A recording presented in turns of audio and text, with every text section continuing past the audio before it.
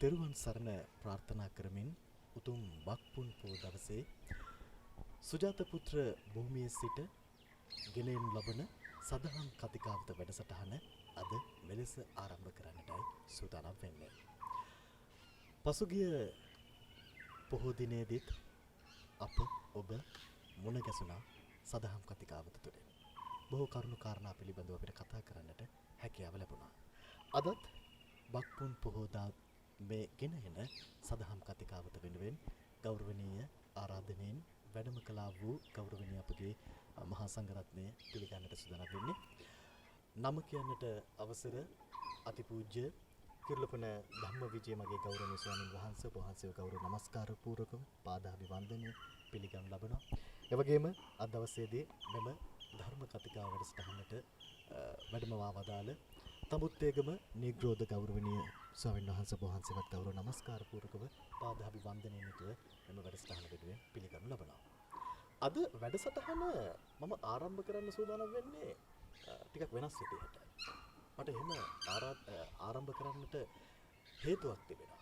ඒ තමයි මගේ ගෞරවනීය ස්වාමීන් වහන්සේ නම කියනට අවසර කිරුළපන ධම්මවිජය ගෞරවනීය ස්වාමීන් වහන්සේ ඔබත් මමත් දන්න කාරණාවක් තමයි උන්වහන්සේ මහා දැවැන්ත ශාසනික මෙහෙවරක් සිදු කරනවා. ඒ වගේම මේ ශාසනික මෙහෙවරට එහා ගියපු අපි ඇතන් ගෞරවනීය ස්වාමින් වහන්සේලාගේ නොදකින කාරණාවක් උන්වහන්සේ කරනවා දකිනවා. ඒ තමයි උන්වහන්සේ මේ වර්තමානයේ වන විට ධර්ම විකෘති රැල්ලක් තිබෙන අවධියක ඒ වෙනුවෙන් පෙනී සිටමින් මම මේ වචනේ පාවිච්චි කරාට අමනාප නොවන්න ඔබ ඒ වෙනුවෙන් සටන් කරමින් උන්වහන්සේ තම ජීවිතේ පවා පරදුවට තබමින් කටයුතු කරනවා. එතනින් එහාට ගියපුවාම මේ රටේ වැරදි කරන රාජ්‍ය නිලධාරීන් හෝ වේවා මොනියම් නිලධාරී මට්ටමක ඉන්න කෙනෙක් හෝ වේවා උන්වහන්සේ බය නැතුව මේ දේවල් විවේචනය කරනවා. මම සාමාන්‍ය බොහොම අඩුවෙන් දකින්නේ ස්වාමින් වහන්සේ නමක් මේ විදිහට කටයුතු කරනවා. ඇත්තටම ඔබ වහන්සේ මේ විදිහට කටයුතු කරන්නේ ඇයි? ඔබ වහන්සේ ධාර්මික ජීවිතය තුළ බොහෝ දෑ සිදු කරනවා. ඊට අමතරව මේ වෙනුවෙන් පෙනී සිටින්නේ ඇයිද කියන කාරණේ මට ලොකු ප්‍රශ්නයක්. මට මේ කාරණාව පිළිබඳව පැහැදිලි කිරීමක් කරන්නකෝ මගේ ගෞරවනීය ස්වාමීන් වහන්සේ. හැමදෙනෙක්ටම තෙරුවන් සරණ ප්‍රාර්ථනා කරනවා. දිලන් අයියේ දැන් මේ ශාසනික කටයුතු අපි කාලයක් තිස්සේ කරගෙන යනකොට සමහරක් තැන්වලදී මේ ශාසනීය වෙනුවෙන් ස්වාමීන් වහන්සේලා වෙනුවෙන් ධර්මයේ වෙනුවෙන් කළ යුතු දේවල් වලදී කතා කරපු තැන්වලදී තමයි ඔය වගේ ගැටලු සමහරක් වෙලාවට මතුවෙන්න ඉඩ තියෙන්නේ. නමුත් මම මෙහෙම කතාවක් කියන මම මේකට පිළිතුරු බඳින්න ඕනේ නැහැ. මම මේකට පොඩි උපමා කතාවක් කියන්නම්. ඒක තාත්තා කෙනෙක්ගෙන් පුතෙක් ගිහිල්ලා අහලා තියෙනවා මේ තාත්තේ ජීවිතේ වටිනාකම මොකක්ද කියලා. මේ වෙලාවේ මේ තාත්තා පුතාට පොඩි ගලක් දීලා කිව්වලු ඔයා මේක අරගෙන යන්න පොළට. පොළට ගිහිල්ලා කවුරු හරි වාගෙන් පොළ ගාවින් ඇවිල්ලා මේක ගන්න ඇහුවා. ගාන කියලා ඇහුවොත් කිසිම ගානක් කියන්නේ නැතුව ඇඟිලි දෙක විතරක් පෙන්වන්න කිව්වලු. හැබැයි කවදාවත් ඒ ගල විකුණන්න නැතුව ආයෙ අරන් එන්න කියලා තාත්තා පුතාව යවලා පොළට. පුතා දැන් පොළට ගිහිල්ලා ඉද්දි එක අම්මා කෙනෙක් ඇවිල්ලා මේ ගල දැකලා අහනවා මේ ගල කීයද මගේ මාළු ටැංකියට දාන්න පුළුවන් මේ ගල කීයද කියලා. ඉතින් පුතා තාත්තා කියපු දේ කල්පනා කරලා ඇඟිලි දෙකක් උස්සලා මෙහෙම පෙන්නුවා. රුපියල් 20යිද? එහෙනම් මට දෙන්න කිව්වා අම්මා. පුතා විකුණන්න නැතුව ගෙදර අරන් ආවා. තාත්තට වෙච්ච සිද්ධිය කිව්වා. තාත්තා මේ රුපියල් 20ක් වටින ගල. තාත්තකෝ ඕක අරගෙන යන්න කෞතුකාගාරයට. පුතා අරගෙන ගියා කෞතුකාගාරයට. ඉතින් මේ ගලේ වටිනාකම දැකලා මම මේ ගල මිලට ගන්න කැමති කීයද කියලා ඇහුවා. පුතා මුකුත් කියන්නේ නැතුව ඇඟිලි දෙක ඉස්සුවා. මෙයා රුපියල් 20000යිද? මම ඒක ගන්නම් කිව්වා. දැන් මේ පුතාට පුදුමයි. වෙළඳ සැලේදී 20යි කෞතුකාගාරේ 20000යි. තාත්තා ගාවට ආවා. තාත්තා කෝ යන්න හන්දියේ මැණික් විකුණන එක්කෙනා ගාවට. මැණික් විකුණන එක්කෙනා ගාවට ගියාම එයත් මේ ගල දැකලා හරිම පුදුමෙන් ඇහුවා මේ ගල කීයද? මම හිම ඇඟිලි දෙක පෙන්නනවා මොකද ලක්ෂ 200යිද? හරිම සාධාරණ මිලක්. මම මේක ගෙවන්නම් දැන් මට මේ ගල දෙන්න කිව්වා. මේ පුතා ගෙදර ආවා. ගෙදර ආවට පස්සේ තාත්තා කිව්වා පුතා ඕක දුර්ලභ ගණී මැණිකක්. හැබැයි මැණිකේ වටිනාකම මැණිකට. මැණිකේ වටිනාකම අනිත් අයට දැනෙන්නේ ඒ අයගේ ප්‍රඥාවේ මට්ටමට. ගෙදර අම්මට ඒක උමනා වුණේ මාළු ටැංකියට දාන්න. එයාට රුපියල් 20යි ඒක වැටුනේ. කෞතුකාගාරේ කෙනා යම් කිසි මේකේ වටිනාකමක් තියෙන බව දැකලා 20000කට ගන්න කැමති වුණා. මැණික් ව්‍යාපාරිකයා මේකේ වටිනාකම හරියටම දන්නවා. එයා ලක්ෂ 200ක් කෙලින්ම සාධාරණ විදියට නියම කළා. මේ වගේ ඩිලාන් අයියේ මේක හරි ලස්සන කතාවක්. අපේ ජීවිතේ වටිනාකම අපිට මංගාව තියෙන අනන්‍යතා ගුණධර්ම. මම කවුද? මම. එතකොට මේක සමාජගද්දි පොලේ ඉන්නුන් මාවිල්ලන්නේ 20ට. කෞතුකාගාරින් අය මාවිල්ලන්නේ 20000ට. අඳුනාගත්ත මැණික් ව්‍යාපාරිකයා ලක්ෂ 200ක් මට මිල නියම කරා.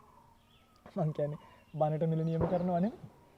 ඒ වගේ සමහර මිනිස්සු අපිව ගන්නේ තරහට. ඇත්තටම මම දන්නවා මේ ලංකාවේ තුල 100%ක් මාත් එක්ක හොඳ නෑ මිනිස්සු. මේ හාමුදුරුවන්ට අපි සමහර මන් දැක අතන කුණුහරුපෙන් බැලලා තියෙනවා. සමහර මගේ පින්තූර අරගෙන වෙන ඒවා එඩිට් කරලා දාන අය ඉන්නවා. හැබැයි මම දන්නවා මේ පොලේ එන අම්මලා වගේ මේ මිනිස්සුන්ට මේ අපිව වටින්නේ මාළු ටැංකියට රුපියල් 20. එතකොට අපි කවදාවත් අපේ වටිනාකම මිනිස්සුන්ට මනින්න දෙන්න හොඳ නැහැ. අපේ වටිනාකම තේරුම් ගත්ත මිනිස්සු ප්‍රමාණයක් වටේ රැඳුනහම ඇති මම කියලා ඉන්න. ඇති වටිනාකම හඳුනගන්න නැති මෝඩයන් මේකෙන් ගැලවිලා යනවා. එකක් ධම්මවිජය ස්වාමීන් වහන්සේලා හැමතිස්සෙම කරන්නේ අපේ අනන්‍යතාවය අපි ක්‍රියාත්මක කරන එක. ඒකට ඉන්නේ කවුද? දැන් මගේ ආරණ්‍ය සේනාසනේ ටිකක් වෙනස් ඇත්තටම. අපි මේ දායකයෝ නලවන එකක් මෙහෙ නැහැ. මගේ ලොකුවක් එහෙම නිතරම කියනවා නෑ එහෙම කියන්න එපා දායකයන්ට කියලා. එහෙම කියන්නේ නැතුව කොහොමද? ඒගොල්ලෝ රෝද පුටුවක් ගෙනාවම අපි ඒක ඉඳගෙන ෆොටෝ ගහනවා. ක්‍රචර්සයක් ගෙනාවම කකුලත් උස්ස ගන්න කියලා. බාල්කයක් ලණුවක් ගෙනාවොත් එල්ලිලත් පෙන්නන්න දෙයි. හදිසියෙවත් බැනීමක් ගෙනාව. නිසා මේ දායකයන්ට ඕන කෝලම් මෙහෙ කරන්නේ නැහැ අපි. දානේ ආවත් එකයි නාවත් එකයි. දානේ ආවත් නාවත් අපි ගෙදර යන්නෙත් නැහැ. මම කියන්නේ දායකයන් සහ අපි අතර තියෙන්න ඕනේ ගනුදෙනුව වෙනස්. ඒගොල්ලෝ ස්වාමීන් වහන්සේ ඔබ හිතක් හිතන්න එපා මේක පරපටිබද්ධ ජීවිතය. දානය දෙන්න ඕනේ ස්වාමීන් වහන්සේලාට ගුණ පිළිවෙත් පුරා ගන්න. නැතුව ස්වාමීන් වහන්සේලාව නියාමනය කරන්න නෙමෙයි. දැන් සමහර දායකයෝ මට ලියනවා හාමුදුරුවනේ ඔබ වහන්සේ ඔයාලට කතා කරන්න යන්න එපා. ඔබ වහන්සේ පිරිහෙයි. නිකන් මේ උණ්ඩලා කරවිල කෑල්ලක් ඔයා ගන්න බෑ ගෙදර. සමහරු මේ අවුරුදු 6-7ක් සාසනය පිළිවෙත් පුරපු අපිට උපදෙස් දෙන්නේ.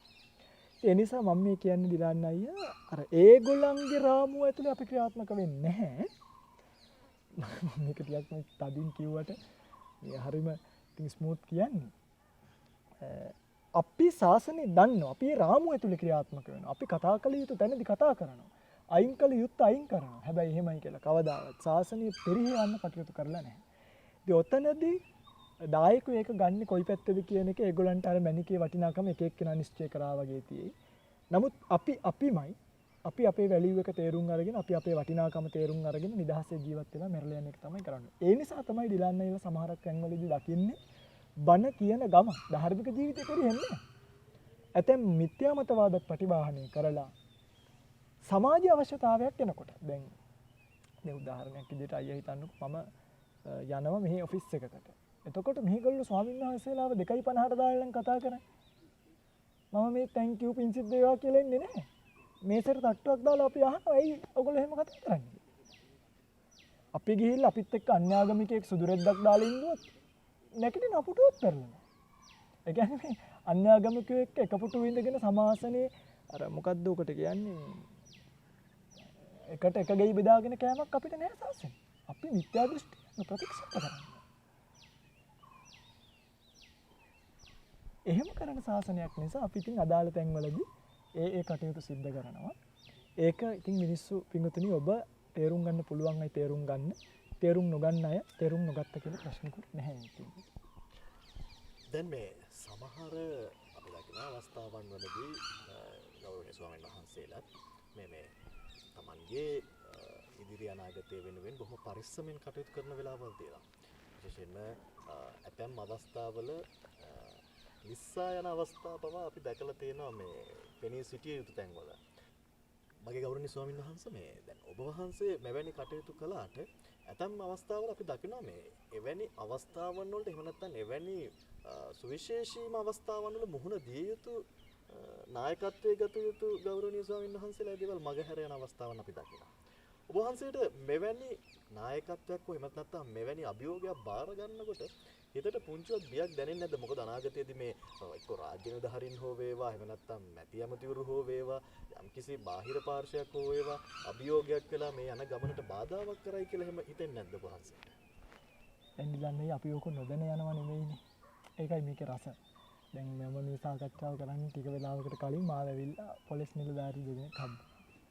මේගොල්ලොන්ට කවුරු හරි කම්ප්ලේන්ට් එකක් කරලා අපි මේ කැලේ කපලා හෝටලයක් හදනවා කියලා.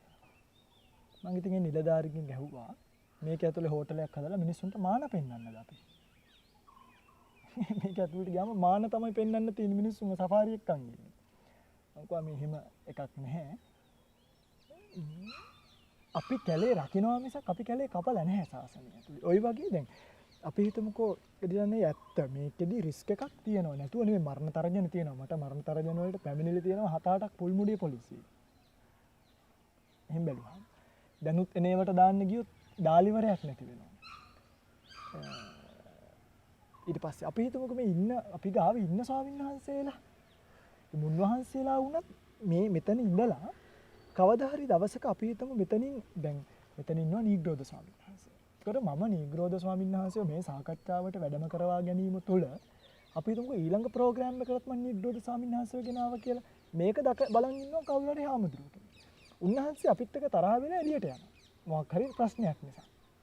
එළියට ගිහිල්ලා කවදාවත් උන්වහන්සේගේ අඩුපාඩුව කියන්නේ කාගේද? උන්වහන්සේ නීග්‍රෝධ ස්වාමීන් වහන්සේට ෆේවරේෂන් කියයි. උන්වහන්සේ විතරයි වැඩසටහන් වලට ගන්න කියයි. ඉතින් අපි මේක දන්න මේ අවලාදී උපවාදී ඊට පස්සේ තව කතා හදයි මේකට. ඔච්චරනේ කරන්න පුළුවන්. මේ හිස් මිනිස්සුන්ගේ තුච්ච ගති.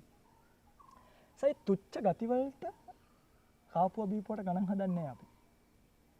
තුච්ච මිනිසුන්ගේ තුච්ච ගති තුච්ච විදියටම තියාගන්න කියලා බෝසත් උතුමන්ගේ ගති තියෙනවා. බෝසත් උතුමන් මහා පුදුමයි අයියේ. يعني අපි ඒව අනුගමනය කරන්න ඕනේ. භික්ෂුවක් වුණා. බෝධිසත්වවරු තමන් අර රිලෙවෙක් වෙලා එකපාරක් මහා කපි ජාතකයේ. රිලෙවෙක් වෙලා වඳුරෙක් වෙලා පාර වැරදිච්ච කෙනෙකුට පාර පෙන්නනවා. මේ මිනිස්සයාට කැලෙන් එතර වෙන්න පාර පෙන්නුවාම මේ මිනිස්සයා වඳුරව මරාගෙන කන්න යනවා. ඒත් බේරිලා ගිහිල්ලා ආයිත් පාර පෙන්නුවා කැලෙන් එළියට. يعني අපි කවදාවත් මිනිස්සුන්ගේ ප්‍රශංසා, නිന്ദා, භෞතික සම්පත් බලාගෙන මේවා කරනවා නෙමෙයි. මේකේ කෙලවර මගේ අයියේ මට මොකුත් ලැබෙන එක නෙමෙයි වෙන්නේ. මංගාව තියෙන මේ භෞතික සම්පත් සියල්ල නැති වෙන්නේ. ඒ භෞතික සම්පත් සියල්ල නැති වෙන තැන අපිට ඉතුරු වෙන එක සැනසීමක්. ඒකට කියනවා ආධ්‍යාත්මික සැනසීම කියලා. ඒ ආධ්‍යාත්මික සුවය වෙනුවෙන් සසුනේ ඉන්නවා මිසක් ඉතින් මේ භෞතික සම්පත් පරිපාලනය කරනවා කියන්නේ මහා පුංචි දෙයක් අද ලෝකේ වර්තමානයේදී වුණේ වැටක් ගැහුවා CCTV කැමරා ටිකක් ගැහුවා ෆෝන් එකට ගත්ත කනෙක්ෂන්. AC කාමරයකට කරකෙන පුටුවක ස්ක්‍රීන් 5ක් 6ක් දාගත්තා නම් මට මේක කන්ට්‍රෝල් කරන්න පුළුවන් ලස්සනට. මේ ස්වාමීන් වහන්සේලාගේ ෆෝන්ස් වලට ඕනනම් parents and child application දාලා උන්වහන්සේලා ඔක්කොම මට මොනිටර් කරන්න පුළුවන්. තාක්ෂණයේදී උනේ. හැබැයි මේ එකක්වත් භෞතිකේ රකින්න යන්නේ නැහැ. මිනිස්සුන්ගේ ආධ්‍යාත්මයට කතා කරලා ආධ්‍යාත්මය අපේ පිරිසුදු කරගන්නවා මිසක් අවසානයේදී මැතිවරු වෙයිද ඇමතිවරු වෙයිද මහානායක හාමුදුරු වෙයි ජනාධිපතිවරු ඇවිල්ලා අපිට ප්‍රශ්න දායි. අපිට එහෙම ප්‍රශ්න නැහැ. අපිට හිරෙත් එකයි මෙහෙත් එකයි බෝගම්මරත් එකයි කැලෙත් එකයි කොළඹත් එකයි පිටකොටුවත් එකයි අවිස්සාවෙල්ලත් එකයි. ඒක තමයි පැවිද්දෙක්ගේ රහ ජීවිතේ. බොහොම ඍජු කතා බහක් බොහොම කෙලින් කතාවක් බවට පත් වුණා. අපි ඒ කාරණාවෙන් මිදිලා දැන් සූදානම් වෙන්නේ අපේ වැඩසටහනේ අරමුණට තේමාවට යන්නට. මට දැනුණු ප්‍රශ්නයක් තමයි මම එහෙම ඇහුවේ. මොකද මේ ප්‍රශ්න නැත්තම් එහෙම නැත්තම් යම් කාරණා පිළිබඳව පුංචි දේවල් හිතේ තියාගෙන අපි ඉස්සරහට යන්න හොඳ නැහැ. ඒ නිසාම තමයි මම ඔබ වහන්සේගෙන් මේ කාරණාව ඇහුවේ. ඔබ වහන්සේ දැන් රටක් ලෝකයක් දන්න ගෞරවනීය ස්වාමීන් වහන්සේ නමක් විදිහට තමන් පිළිබඳව විශ්වාසයක් තියාගෙන තමන් කරන කාර්ය පිළිබඳව විශ්වාසයක් තියාගෙන මේ ගමන යන්නේ. දැන් ඔබ වහන්සේ පිළිබඳව විශ්වාසයක් තියාගෙන තමයි අපේ පොඩි ස්වාමීන් වහන්සේලා මේ භූමියට ඇවිල්ලා පැවිදි වෙලා මේ නිවන කරා යන ගමනට එකතු වෙන්නේ. මම දැනගන්න කැමතියි අපේ ගෞරවනීය නීග්‍රෝධ ස්වාමීන් වහන්සේගෙන්. දැන් ඇත්තටම අපේ ලොකු ස්වාමීන් වහන්සේගේ මේ වැඩපිළිවෙලත් එක්ක වහන්සේ ඇතැම් වෙලාවට ඍජු ප්‍රකාශනයකුත් කරනවා. මේ දේවල් එක්ක යම් ගැටුම් ඇති වේවිද කියලා වෙලාවකට බාහිර පාර්ශවයක් විදිහට මට හිතෙනවා. ඔබ වහන්සේට කොහොමද මේ කාරණාව දැනෙන්නේ? ඔබ වහන්සේ ගෝල ස්වාමීන් වහන්සේ නමක් විදිහට නැත්නම් පොඩි ස්වාමීන් වහන්සේ නමක් විදිහට කොහොමද මේ කාරණාව දැනෙන්නේ? හැම දිනෙටම තෙරුවන් සරණයි. ඇත්තටම නිරන් අයේ ලොකු ස්වාමීන් වහන්සේ යම් යම් වෙලාවල වලට යම් යම් කට්ටියට බැන්නට දැන් මේකනේ අපි හිතමුකෝ උපමාවක් කිව්වොත් එහෙම බල්ලෙක් ඇවිල්ලා මිනිස්සෙක්ට හැපුවට මිනිස්සයාගේ සිතක් නැහැනේ බල්ලට හපනවා කියන්නේ. ඒක බල්ලාගේ ගතිය කියලා දන්නවා. ඒ නිසා ඇත්තටම ලොකු ස්වාමීන් වහන්සේ ගිහිල්ලා යම් යම් වෙලාවල් වල මොන විදිහට විරුද්ධ වුණත් ඒ මිනිස්සු උපරිම කරන්න පුළුවන් දේ මරනවා කියන එක මිනිස්සෙක්ට මේ ලෝකෙ ඉන්න. හැබැයි නමුත් ඔය මොන දේවල් කරත් එළියෙන් මොන හානි කරත් අතපය ගලවන් ගියත් ඒ තමයි ඒ කට්ටියට කරන්න පුළුවන් උපරිම දේ. හැබැයි ඒ කට්ටියට කරන්න බෑ අපේ හිත වෙනස් කරනවා කියන්නේ. අන්න ඒ හයිය තියෙන හින්දා තමයි කුරුල්ලෙක් වුණත් අත්තක ගිහිල්ලා වැහුවොත් එහෙම වහන්නේ අත්තේ හයි තට්ටේ හයියෙන් මිසක් ඒ කුරුල්ලට අත්තේ හයියෙන් වැඩක් නැහැ. ඒ වගේ තමයි අපිටත් මේ එළියෙන් තියෙන අපි මේ ජීවිතේ මැරිලා ගියත් අපිට අපේ ගමන විශ්වාසයි. අපිට අනිවාර්යෙන් විශ්වාසයක් තියෙන සංසාර ගමනට අපි දෙයක් මේ ජීවිතෙන් එකතු කරන් තියෙනවා. අන්න ඒ නිසා ඒ අය මොන දේවල් කරත් ඒ අය මොන විදිහේ ප්‍රශ්න දැම්මත් මොන විදිහේ දේවල් කිව්වත් අපේ සිරිත බල්ලා ඇවිල්ලා අපිට හැපුවට අපි බල්ලන්ට හපන්න යන්නේ නැහැ. ඒ තමයි ගුණවත් නුවණත් ප්‍රඥාව තියෙන කෙනා කට්ටියගේ විදිහ. කොයිම වෙලකවත් එහෙම අමුතු විදිහේ බයක් ඇති කරගන්න අපිට උවමනාවක් නැහැ මොනම හේතුවක් නිසාවත්. එතකොට අපිට අපි ගැන විශ්වාසයක් තියෙනවා මිසක් අපේ හිත ගැන අපිට එළියෙන් මොන බාධා කරත් මොන විදිහේ දේවල් කරත් මේ සෙනසුන් වලට ඇවිල්ලා මොන හානි කරත් මොන දේවල් කිව්වත් ඒ ගැන පසුතැවෙනවා කියන එක නෙමෙයි අපේ වැඩේ. අපිට මෙතෙන්ට ඇවිල්ලා බොහෝ දෙනෙක් අපි දන්න සමහර වෙලාවල් වලට ආරණ සේනාසනෙට ඇවිල්ලා එක එක දේවල් කියලා යනවා එක එක දේවල් කරනවා. ඒ මොනවා වුණත් අපිට අපේ හිත ගැන විශ්වාසයක් තියෙනවා. අපි කරන දේ ගැන අපි කරන දේ ගැන අපිට ආඩම්බරයක් තියෙනවා මිසක් අපිට ඒ දේ ගැන විශ්වාසයක් තියෙනවා මිසක් අපිට එළියෙන් මොන කට්ටිය ඇවිල්ලා මොන දේවල් කිව්වත් ඒව අපිට කිසිම බාධාවකුත් නැහැ. ඒව අපිට බය වෙන්න කිසිම කාරණාවකුත් නැහැ. ලොකු ස්වාමීන් වහන්සේ අපිට නිතර කියන දේ තමයි ලොකු ස්වාමීන් වහන්සේට කවුරු මොනවා අපි මේකෙන් නැති වෙලා ගියත් ඉස්සරහා එන සමාජයට ඉස්සරහන් යන කයට දෙයක් ඉතුරු කරලා අපිට යන්න උනාට කමක් නෑ. කියන්නේ කෙනෙක් වෙනුවෙන් එක මිනිස්සු ගොඩක් වෙනුවෙන් අපායකරුණත් වැටෙන්න සූදානමක් බෝසතාණන් වහන්සේ ගාව. ඒ තමයි උත්තමයන් වහන්සේලාගේ ගුණ.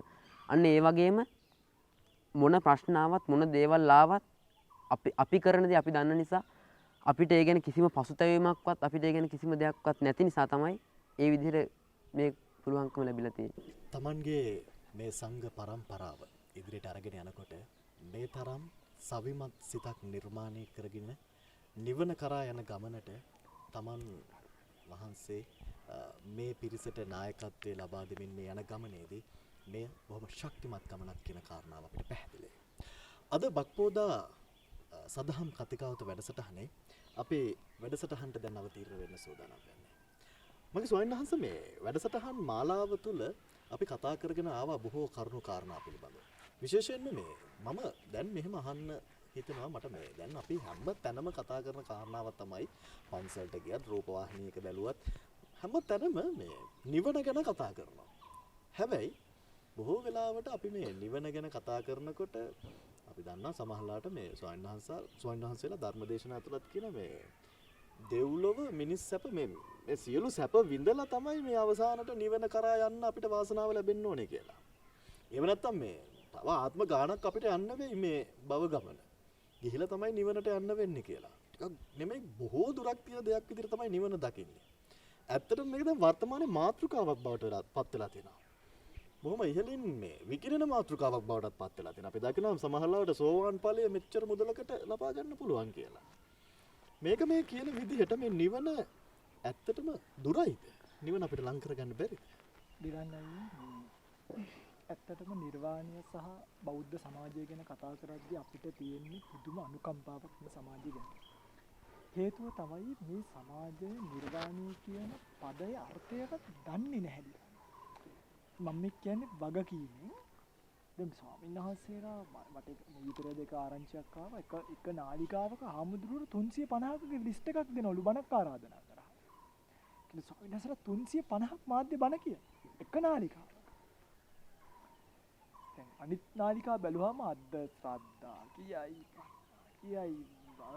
සීල සමාධි මුළු සත්‍තිස් බෝධිපාක්ෂික ධර්ම අතරම මේ channel තියෙනවා. මම කියන්නේ මේ ඇත්ත. එතකොට මේ හැම ස්වාමීන් වහන්සේ නමක්ම කරන්නේ මේ හැම දෙයකින්ම මිනිස්සුන්ට ධර්මයේ කියලා දෙන එකනේ.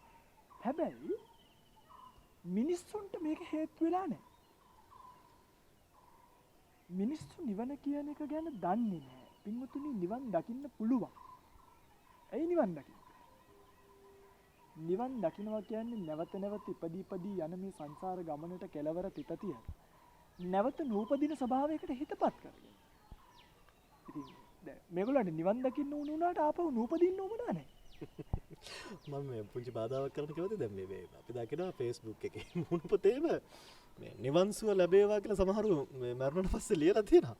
යටින් ලියලා තියෙනවා අපාත්තරම ඉපදේවා කියලා. ඇයි මිනිස්සු මේ තරම්ම මේ මොකද්ද මේ තියෙන අවබෝධය? ඇත්තටම මේ ඕක තමයි කතාව. ඉතින් ඔය විතරක් නෙමෙයි ඔය දැන් අයියා Facebook එකේ කතාව කියපු නිසා මම කියනවා අපේ කවුරු හරි මැරුණාම අයියා ඕනනම් හිට ධම්මිජුසන්ස අපවත් වුණා කියලා පෝස්ට් එකක් දානවා. මේ උන්දල යටින් ලියන්නේ RIP කියලා rest in peace. සමාදානයෙන් සතපේ. සමාදානයේ සතපේවා. නිර්වාණයක් ගැන අර ආදීසි මේක ඉංග්‍රීසියෙන් කියන්න ඕන නම් මේ ඇට නිබ්බාන කියලා හරි කියන්නේ. එහෙම නෑ. මේක සම්පූර්ණ රැල්ලක් බවට පත් කරගෙන මිනිස්සු ඔක්කොම නිවන ගැන කතා කරනවා. හැබැයි මේගොල්ලෝ ඔක්කොටම ආයි උපදින්න ඕන. වැරදිලාවත් මේගොල්ලන්ට අපි කිව්වොත් ආයි උපදින්න එහෙම නෑ අම්මෝ අපි දන්නේ නෑ කියලා මේක අවුරුද්ද නිවන් යන්නේ. මට එහෙම කියලා තියෙනවා මිනිස්සු. ඒකට එහෙම නැවත නූපදින්න අවශ්‍ය කරන අයත් හැබැයි කියන්නේ දැන් බිහි වෙලා තියෙනවා. ඒගොල්ලන්ට ආපහු නූපදී ඉන්න ඕනේ. හැබැයි නූපදී ඉන්න ඕනේ ප්‍රතිපදාව පූර්ණේ කරන්න. ආර්ය පරිශ්‍රණය කරන්න. මේකනේ අයියෝ. මෙතන ඉඳන් මම මොකක් හරි ගැට්ටකින් එහාට පයින්නවනම් මම පිටුරු මෙතන ඇලක් තියෙනවා. මම මේ පැත්තේ උරි නම් එහා පැත්තේ උරට පයින්නවා. මම මේකට එෆර්ට් එකක් දාන්න එපයි. මම දාන්න නැතුව අයියෝ අර අතන්ට යන්න තියෙනවා නම් ෂෝක් කියලා හිටියට මාව කවුරුත් ගෙනියන්නේ නැහැ. මං මේකට යම් වේට් එකක් දාලා එෆර්ට් එකක් දාලා එහා පැත්තට පැන ගන්න. අන්නේ පැන ගැනීම කරන්න මිනිස්සු කැමතියි. මේ මිනිස්සු ඇත්තටම උදේට පැය භාගයයි හවසට පැය භාගයයි භාවනා කරන අත උස්සන්න කිව්වොත් මේ මාළකෝට ඊයේ ඉඳන් කන ගාවට වෙනකම් බණ අහන. කනේ ඉඳන් කකුල් දෙක ගාවට වෙනකම් බණ ලියනවා. කකුල් දෙක ගාවේ ඉඳන් ඔළුව ගාවට වෙනකම් බණ දන්නවා. හැබැයි මම මේ අවුරුදු දෙක බණ කියපු එක කෙහෙල් ගස් වලට බණ කිව්වනම් මේ වෙනකොට කෙහෙල් හලි තියෙනවා. ඔය කාරණාත් එක්ක මට මෙහෙම දෙයක් කියන්න හිතෙනවා දැන් මේ අපි ගඟකින් එගොඩ වෙන්න ඈතර වෙන්න නම් අනිවාර්යයෙන්ම මේ පාරුවක් ඔරුවක් උපයෝගී කරගන්න ඕනේ. හැබැයි ඔය පාරුවක් ඔරුවක් තිබුණත් ඔය පාරුව ඔරුව අපි පදින්න දන්නේ නැත්නම් අපිට යන්න බෑනේ ගඟෙන් එකට. හොඳ කතාවක් මතක් වෙනවා මේ පහුගිය දවසක මම ගියා ගිහි ගෙදරකට. යන්න කලින් ඉතින් මම ටිකක් මහන්සි වෙලා ගියා. අපේ ඇත්තටම මම දන්න මගේම අයියා කෙනෙක්. මේ වැඩසටහනත් බලනවා ඇති අනිවාර්යයෙන්ම. මං මෙයා යන්න කලින් එගොඩ හයන්නෝ තව ඉන්නවද කවුරු හරි කියලා ඇහුවා. ඒක මෙයාට සින්දුවක් මතක් වුණා. සින්දුවක් මතක් කළා මෙයා කියනවා ස්වාමීන් වහන්සේ එහා පැත්තේ ඉඳන් ආනෝ එගොඩ හයන්නෝ තව කවුරුද ඉන්නේ කියලා. අපි මේ පැත්තේ ඉඳන් අපි යනවා කියලා කියනවා. ස්වාමීන් වහන්සේ ඔරුව පැදගෙන ආවහම අපි අහක බලා ගන්නවා අපිට බෑ ඔක කියන්නේ. එනේ මේගොල්ලෝ අපි යනවා කියලා අතත් වනලා අපිට ඕනි නිවන් දකින්න කියලා නිර්වාණ මාර්ගය දුන්නාම ඒකට ගොඩ වෙන්නේ. ඉතින් ඒක අර ඔකට සිම්පල්ම වචනේ it's not our fault. මේක අපේ වරදක් නෙමෙයි. මිනිසුන් මේකට උත්සාහ කළොත් ඉතින් මේ ස්වාමීන් වහන්සේලා මේ සුජාත පුත්‍රකේ ඉන්න ස්වාමීන් වහන්සේලා එක්ක අයියා කතා කරනවනේ.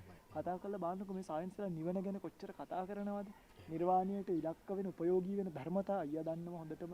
මේ ස්වාමීන් වහන්සේලා ගුණ පිළිවෙත් කරනවා. දුතාංග පුරණ ස්වාමීන් වහන්සේලා ඉන්න. බණ භාවනා කරන ස්වාමීන් වහන්සේලා. ඊළඟට ගුණ පුරණ ස්වාමීන් වහන්සේලා. ගුණය ගැන කතා කරන ස්වාමීන් වහන්සේලා ඉන්න.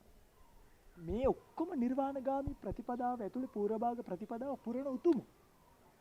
එහෙම පුරන්නේ නැතුව gedara ඉඳලා නිවන් දකින්නවා කියන එක නම් මම කියන්නේ නිකම්ම නිවන් දකින්නවා කියන එකක් වෙන්නේ නැහැ. අනිවාර්යෙන් ඒ නිර්වාණය දැකිය හැකි ඒකට යම් උත්සාහයක් දැරිය යුතුයි.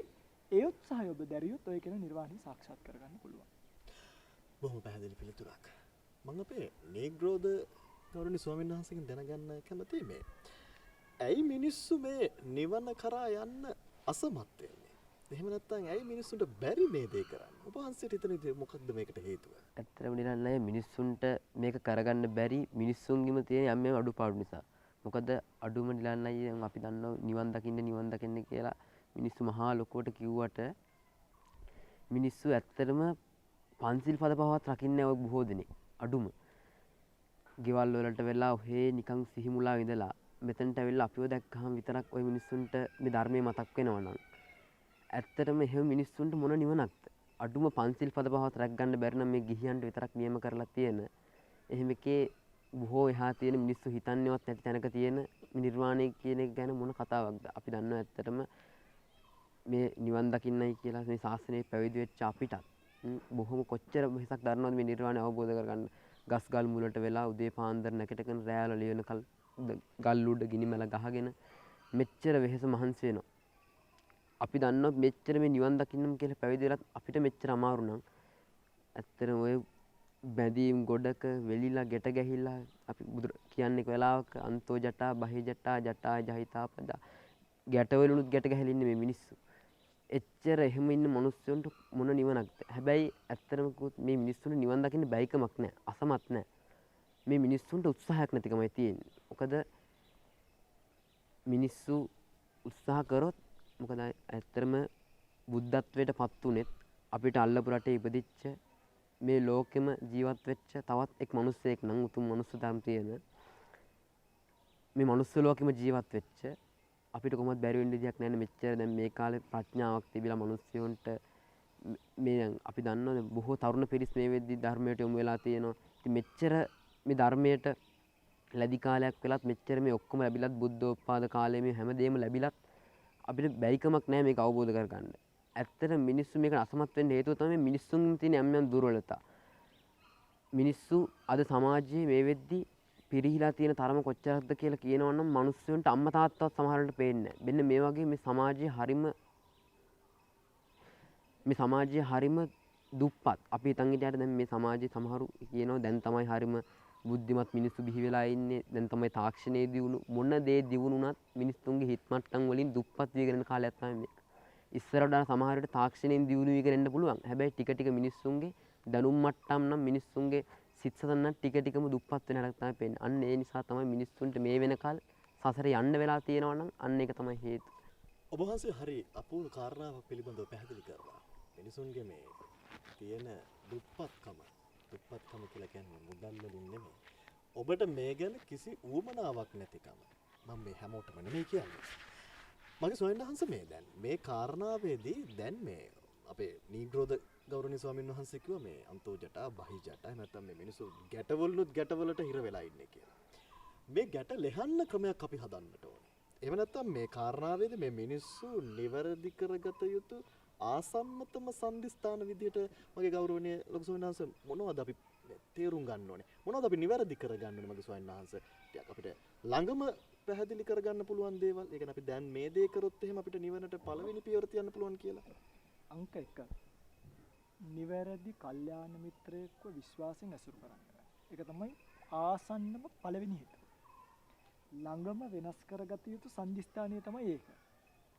මොකද අරහෙන් චුට්ටයි. මෙහෙන් චුට්ටයි. අර හාමුදුරුවන්ගෙන් චුට්ටයි. මේ හාමුදුරුවන්ගෙන් චුට්ටයි අරගෙන මේක කරන්න බෑ. අනිවාර්යෙන්ම මගේ අයියේ මිනිස්සෙක් වුණා. මම ගිහි නම් මම අයියේ තනක මං ගිහි කියලා. මං කිසිම දෙයක් දන්නේ නැහැ. හැබැයි මට මේ නැවත නැවත ඉපදිපදී යන සංසාරයේ දුකයි මට ඒ නිසා නැවත නූපදින ස්වභාවයකට මම පළවෙනියටම කරන්නේ නැවත නූපදින්න නම් තණ්හාව නැති කරගන්න බෑ. මට තණ්හාව නැති කරන ප්‍රායෝගික ක්‍රමවේදයක් කියලා දෙන කල්යාණ මිත්‍රෙක් ගාවට යන්න. කල්යාණ මිත්‍රයා තමයි අංක 1. 2 මං බලනවා ඒ කල්යාණ මිත්‍රයා මට කියනවද තණ්හාව එපා තණ්හාව එපා තණ්හාව එපා. දැන් තණ්හාව නැහැ එහෙම බෑ. මගේ සිතේ මට රූප පිළිබඳව තෘෂ්ණාව ඇති වෙනවා නම් තෘෂ්ණාව ඇති නොවන ආකාරී සිතක් සකස් කර ගැනීමට උපකාර කරන කල්යාණ මිත්‍රයෙක් වෙන්න. එහෙම කරුණාවෙන් අම්මෙක් වගේ තාත්තෙක් වගේ යාළුවෙක් වගේ අක්කම කෙනෙක් මල්ලි කෙනෙක් නංගි කෙනෙක් වගේ ගුරුවරයෙක් වගේ Tamanට මේකට උපකාර කරන කෙනෙක් බවට මොකද නැත්තම් අයියා හිතන්නකෝ මං ගිහලා හිට්ලර්ගෙන් කමටහන් ගත්තොත් කියන්නේ නිකම් මේ කතා කරන්නේ නැති බුම්මගෙන ඉන්න එහෙම ඒ කියන්නේ මම ප්‍රයිවට් මගේ චරිතය මම ඒකට කැමතියි මට ඕනි මේක නිකන් අර අයි දක්ෂ දොස්තරලා ටයිලර් පොඩි ළමයි ඇතිනේ ඔය පොඩි ළමයින්ට බෙහෙත් ගන්න ගියාම මේ ડોක්ටර් එකපාරටම එහෙම කට්ටක් අමෝරාගෙන ඇවිල්ලා හරකෙක්ට ගහනවා වගේ ගහන්නේ මුලින්ම ගියාම ඔය පොඩි අයට බෙහෙත් විදින ડોක්ටර්ස්ලා ගාව පොඩි ටෙඩි බෙයාස්ලා ඉන්නවා අර හොල්ලන කෑලි තියනවා ඔය එකක් කරකෝලා හොල්ලලා අතට දීලා මෙහෙම පොඩ්ඩක් කුචි කවලා තමයි ඉන්ජෙක්ෂන් එක ගන්න. ඒ තමයි දරුවාව හඳුනා ගන්න දොස්තරගේ හැකියාව. ඒ වගේ Tamanගෙන් කර්මස්ථානයක් ගන්න එන කෙනෙක්ව අපි මෙහෙ ඇලට මුලින්ම දාන්නේ. නාවල ගන්න. නාවල එයාට මේ රිලැක්ස් එක ආරණ්‍ය සේනාසනයක් කියන්නේ ප්‍රෙෂර් කුකර් එකක් නෙමෙයි. එහෙමයි. ප්‍රෙෂර් කුකර් එකක් නෙමෙයි. ආරණ්‍ය සේනාසනයක් කියන්නේ රිලැක්ස් එකේ නිදහස ධර්ම අවබෝධය කරගන්න පුළුවන් තැන. ඒ වගේ තැනක් හොයාගෙන ඒ වගේ කල්යාණ මිත්‍රෙක් හොයාගෙන උන්වහන්සේගෙන් මං අහනවා අනිවාර්යෙන් මට මෙතන ඉඳන් නිර්වාණයට යන්න පාත් එක කියන්න. මා විසින් සම්පූර්ණ කරගත යුතු පිළිවෙලවල් මොනවද? ඉලක්ක මොනවද? ලෙවල්ස් මොනවද? ඊනස්සේ මට කියනවනේ අංක 1 ඔයා සිල් රකින්න. 2 ඔයා කසිනයකින් උපචාර සමාධියක් උපදවන්න. 3 උපචාරය අර්පණා කරන්න. ඔන්න දැන් මට වැඩක් තියෙනවා. මම පළවෙනියටම කරන්න ඕනේ මොකක්ද? සීල රකින්න ඕනේ. මං සීලය ගැන ඉගෙන ගන්නවා පොත්පත්වල. සීලය ගැන තියෙන බණ අහනවා.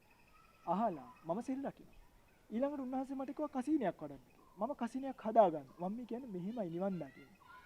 කසිනයක් හදලා මම මේ කසිනිය උග්ඝා නිමිත්ත, පටිභාග නිමිත්ත අරගෙන මම මේ උපචාර සමාධියට යනවා.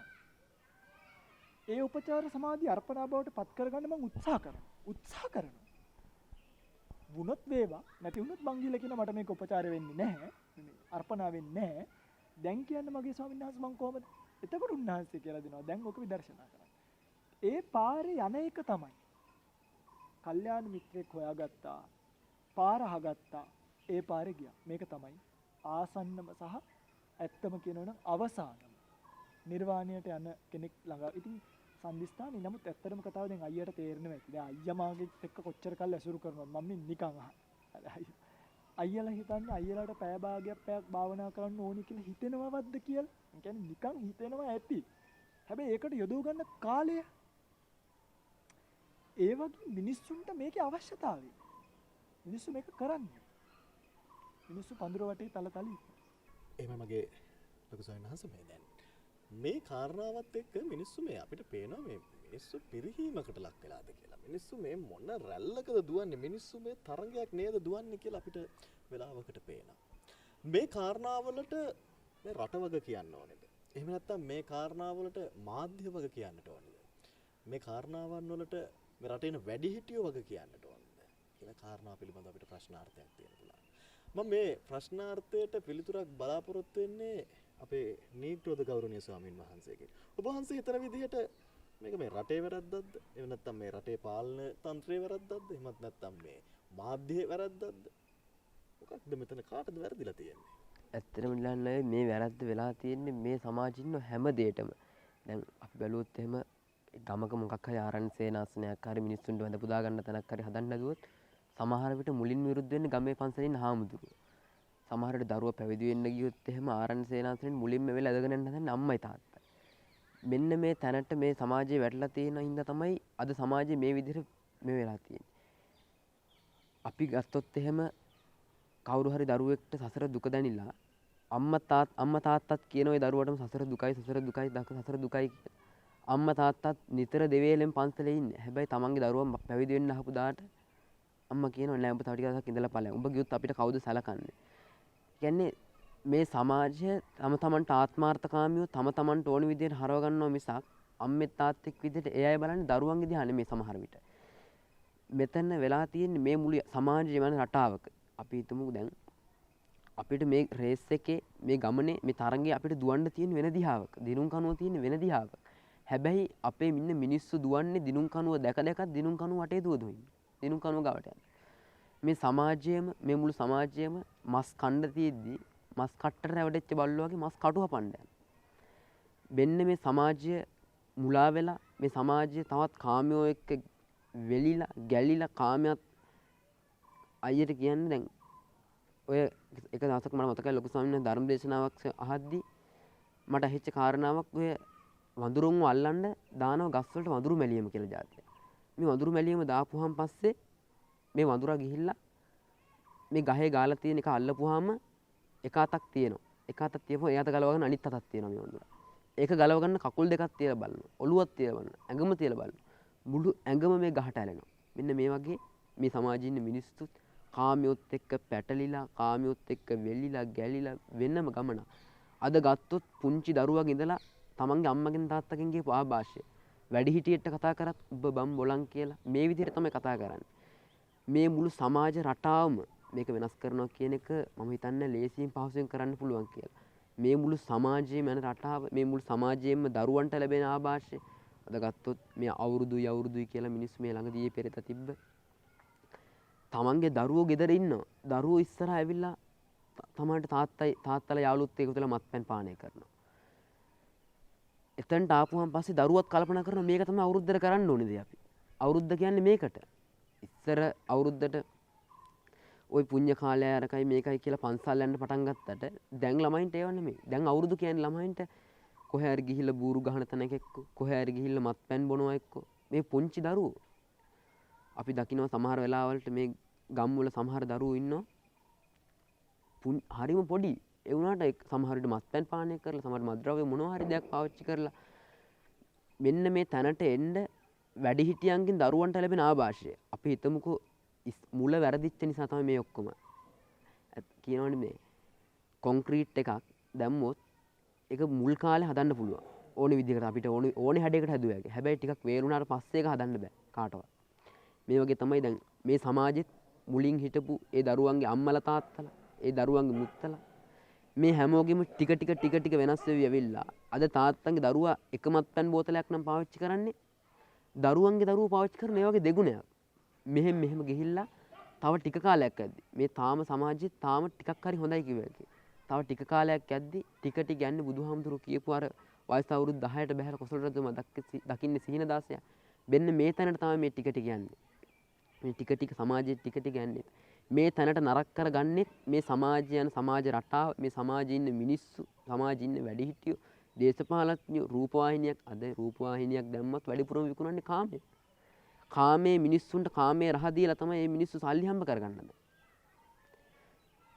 මොකක්ද මේ කරන දේ කියලා කාටවත් මම හිතන්නේ තේරෙවි කියලා. කියන්නේ මිනිස් ටීවී එකක් ඔන් කරපු ගමන් ඒ කියන්නේ අරයාගේ ඕපදූප ටිකයි මෙයාගේ ඕපදූප ටිකයි ඊයේ පෙරේදා මේ වෙච්ච ඕපදූප ටික තමයි යන්නේ.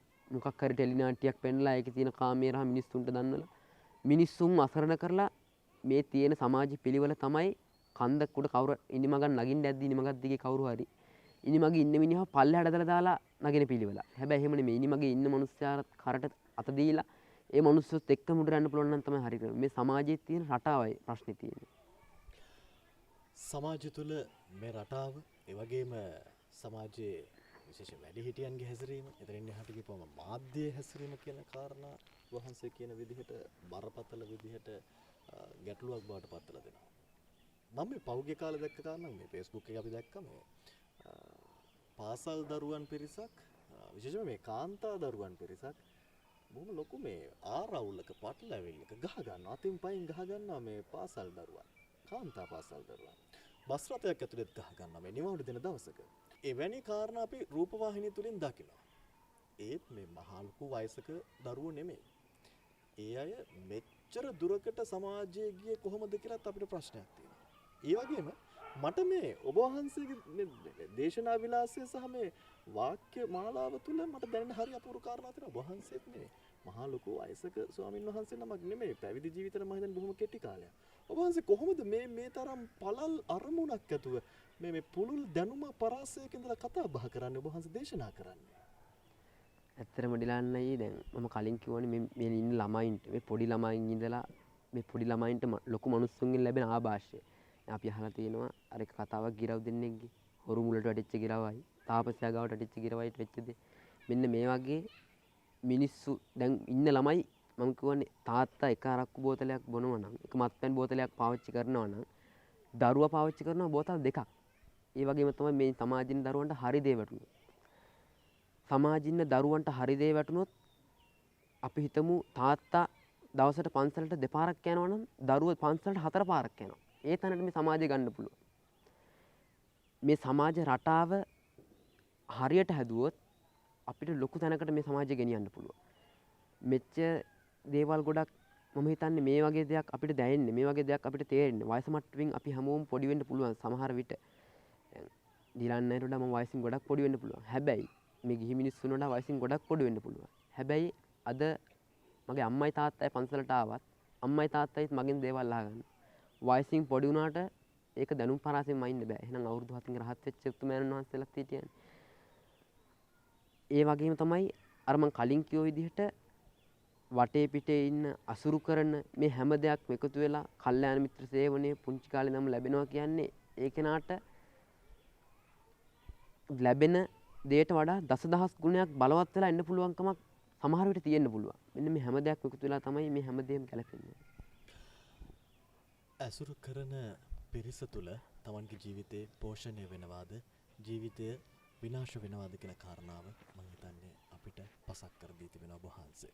මොකද ඔබ වහන්සේගේ ඇසුර කල්යාණ මිත්‍ර සේවනය. විශේෂයෙන්ම ගෞරවනීය ලොකු ස්වාමීන් වහන්සේගේ අනුශාසනා පරිදි මේ සුජාත පුත්‍ර විපස්සනා භාවනා මධ්‍යස්ථානයේ සිටින ගෞරවනීය සීලූම ස්වාමීන් වහන්සේලා වැඩ කටයුතු කරන්නේ. ඉතින් උන්වහන්සේලා සියලු දෙනාම එක අරමුණක ගමන් කරන්නේ. ඔබ වහන්සේද ඒ අරමුණ තුළ බොහොම ගැඹුරින් අධ්‍යයනයක යෙදෙනයි කියන කාරණාව මට පැහැදිලි වෙනවා. මම මේ ඊළඟට මගේ අවධානය යොමු කරන්න සූදානම් වෙන්නේ මගේ ගෞරවනීය ලොකු ස්වාමීන් වහන්සේ වෙත.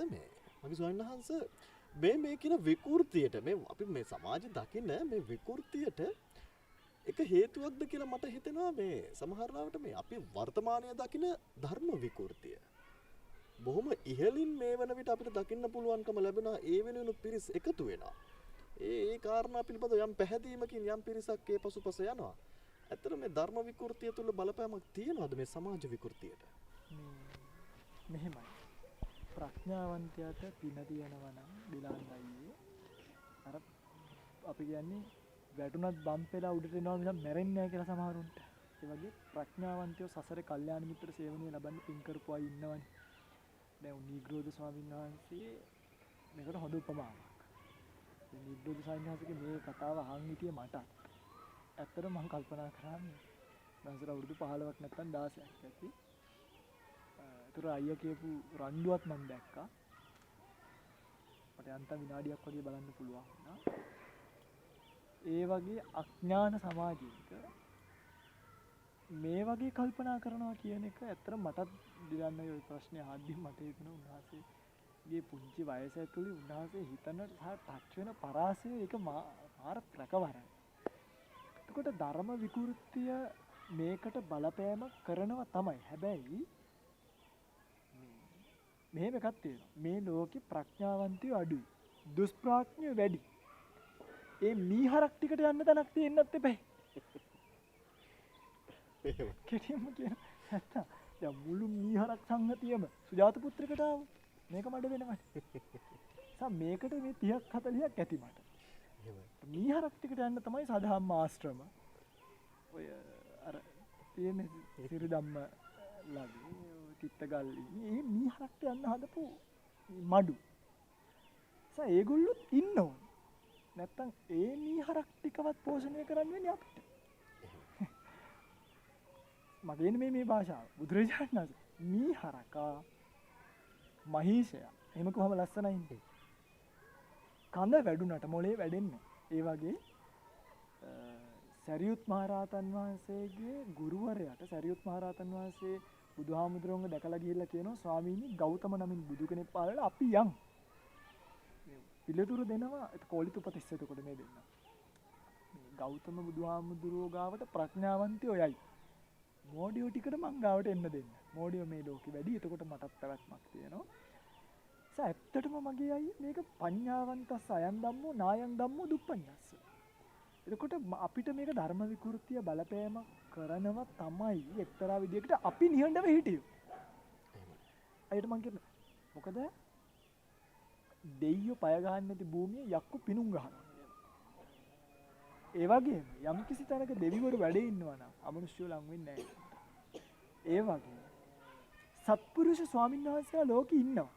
මේ වෙනකොටත් ඉන්නවා. ඒ උතුමන් වහන්සේලාගේ දැන් අපි ගත්තොත් මේ වර්තමානයේ ඉතාම සුවිශේෂී සේවයක් කරන අපේ බලංගොඩ රාද ස්වාමීන් වහන්සේලා, වටගොඩ මග්ගවිහාරී ස්වාමීන් වහන්සේලා, ඊළඟට අපි ගත්තාම දිද්දෙනිය ලොකු ස්වාමීන් වහන්සේලා අවසරයි නම සිහිපත් කරන්නට.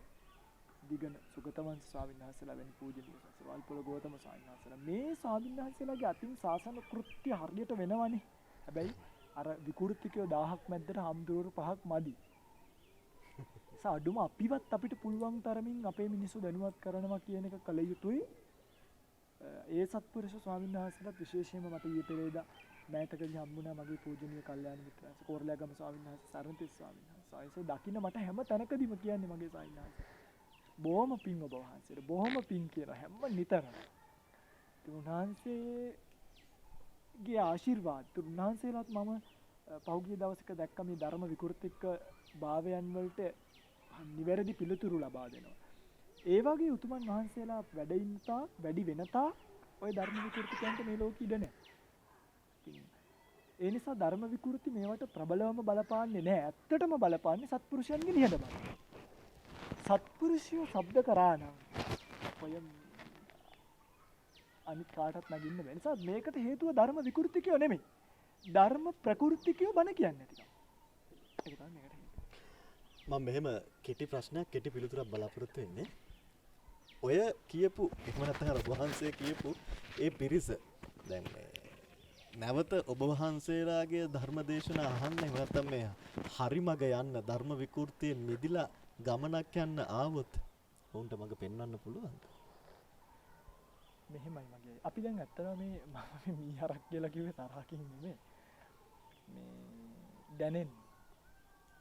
මොකද ඒගොල්ලෝ එන්නේ කවදාවත් එන්නේ ඇත්තටම වැරදිලාවත් ශාසනයට આવොත් අපි පැහැදිලිවම මේ පාර පෙන්නනවා. මොකද මෙතන ඉන්නවා මගේ ස්වාමීන් වහන්සේලා ඔය කියන තැන් වලට ගිහිල්ලා බලලා එපා වෙලා ආපු අය. ඒතර උන්වහන්සේලාට අපි මේ පාරවල් පෙන්නනවා මේ. අපි මේ පාර කපලා දෙනවා හරි පාර. එතකොට අපි අර මිනිස්සුන්ටත් කියනවා දැන් අපි හිතමුකෝ මේක අහලා ඔය කියන සිරිධම්ම ස්වාමීන් වහන්සේ හරි කවුරු හරි ආවා කියලා ඒත් කුටියක් දීලා භාවනා කරනවා. හැබැයි මම දන්නවා ඊට වඩා හොඳයි අක්කරයක කුඹුරක් අරගෙන හරකෙක් දාලා හැවොත් වී කිලෝ එකක් හරි තියෙයි.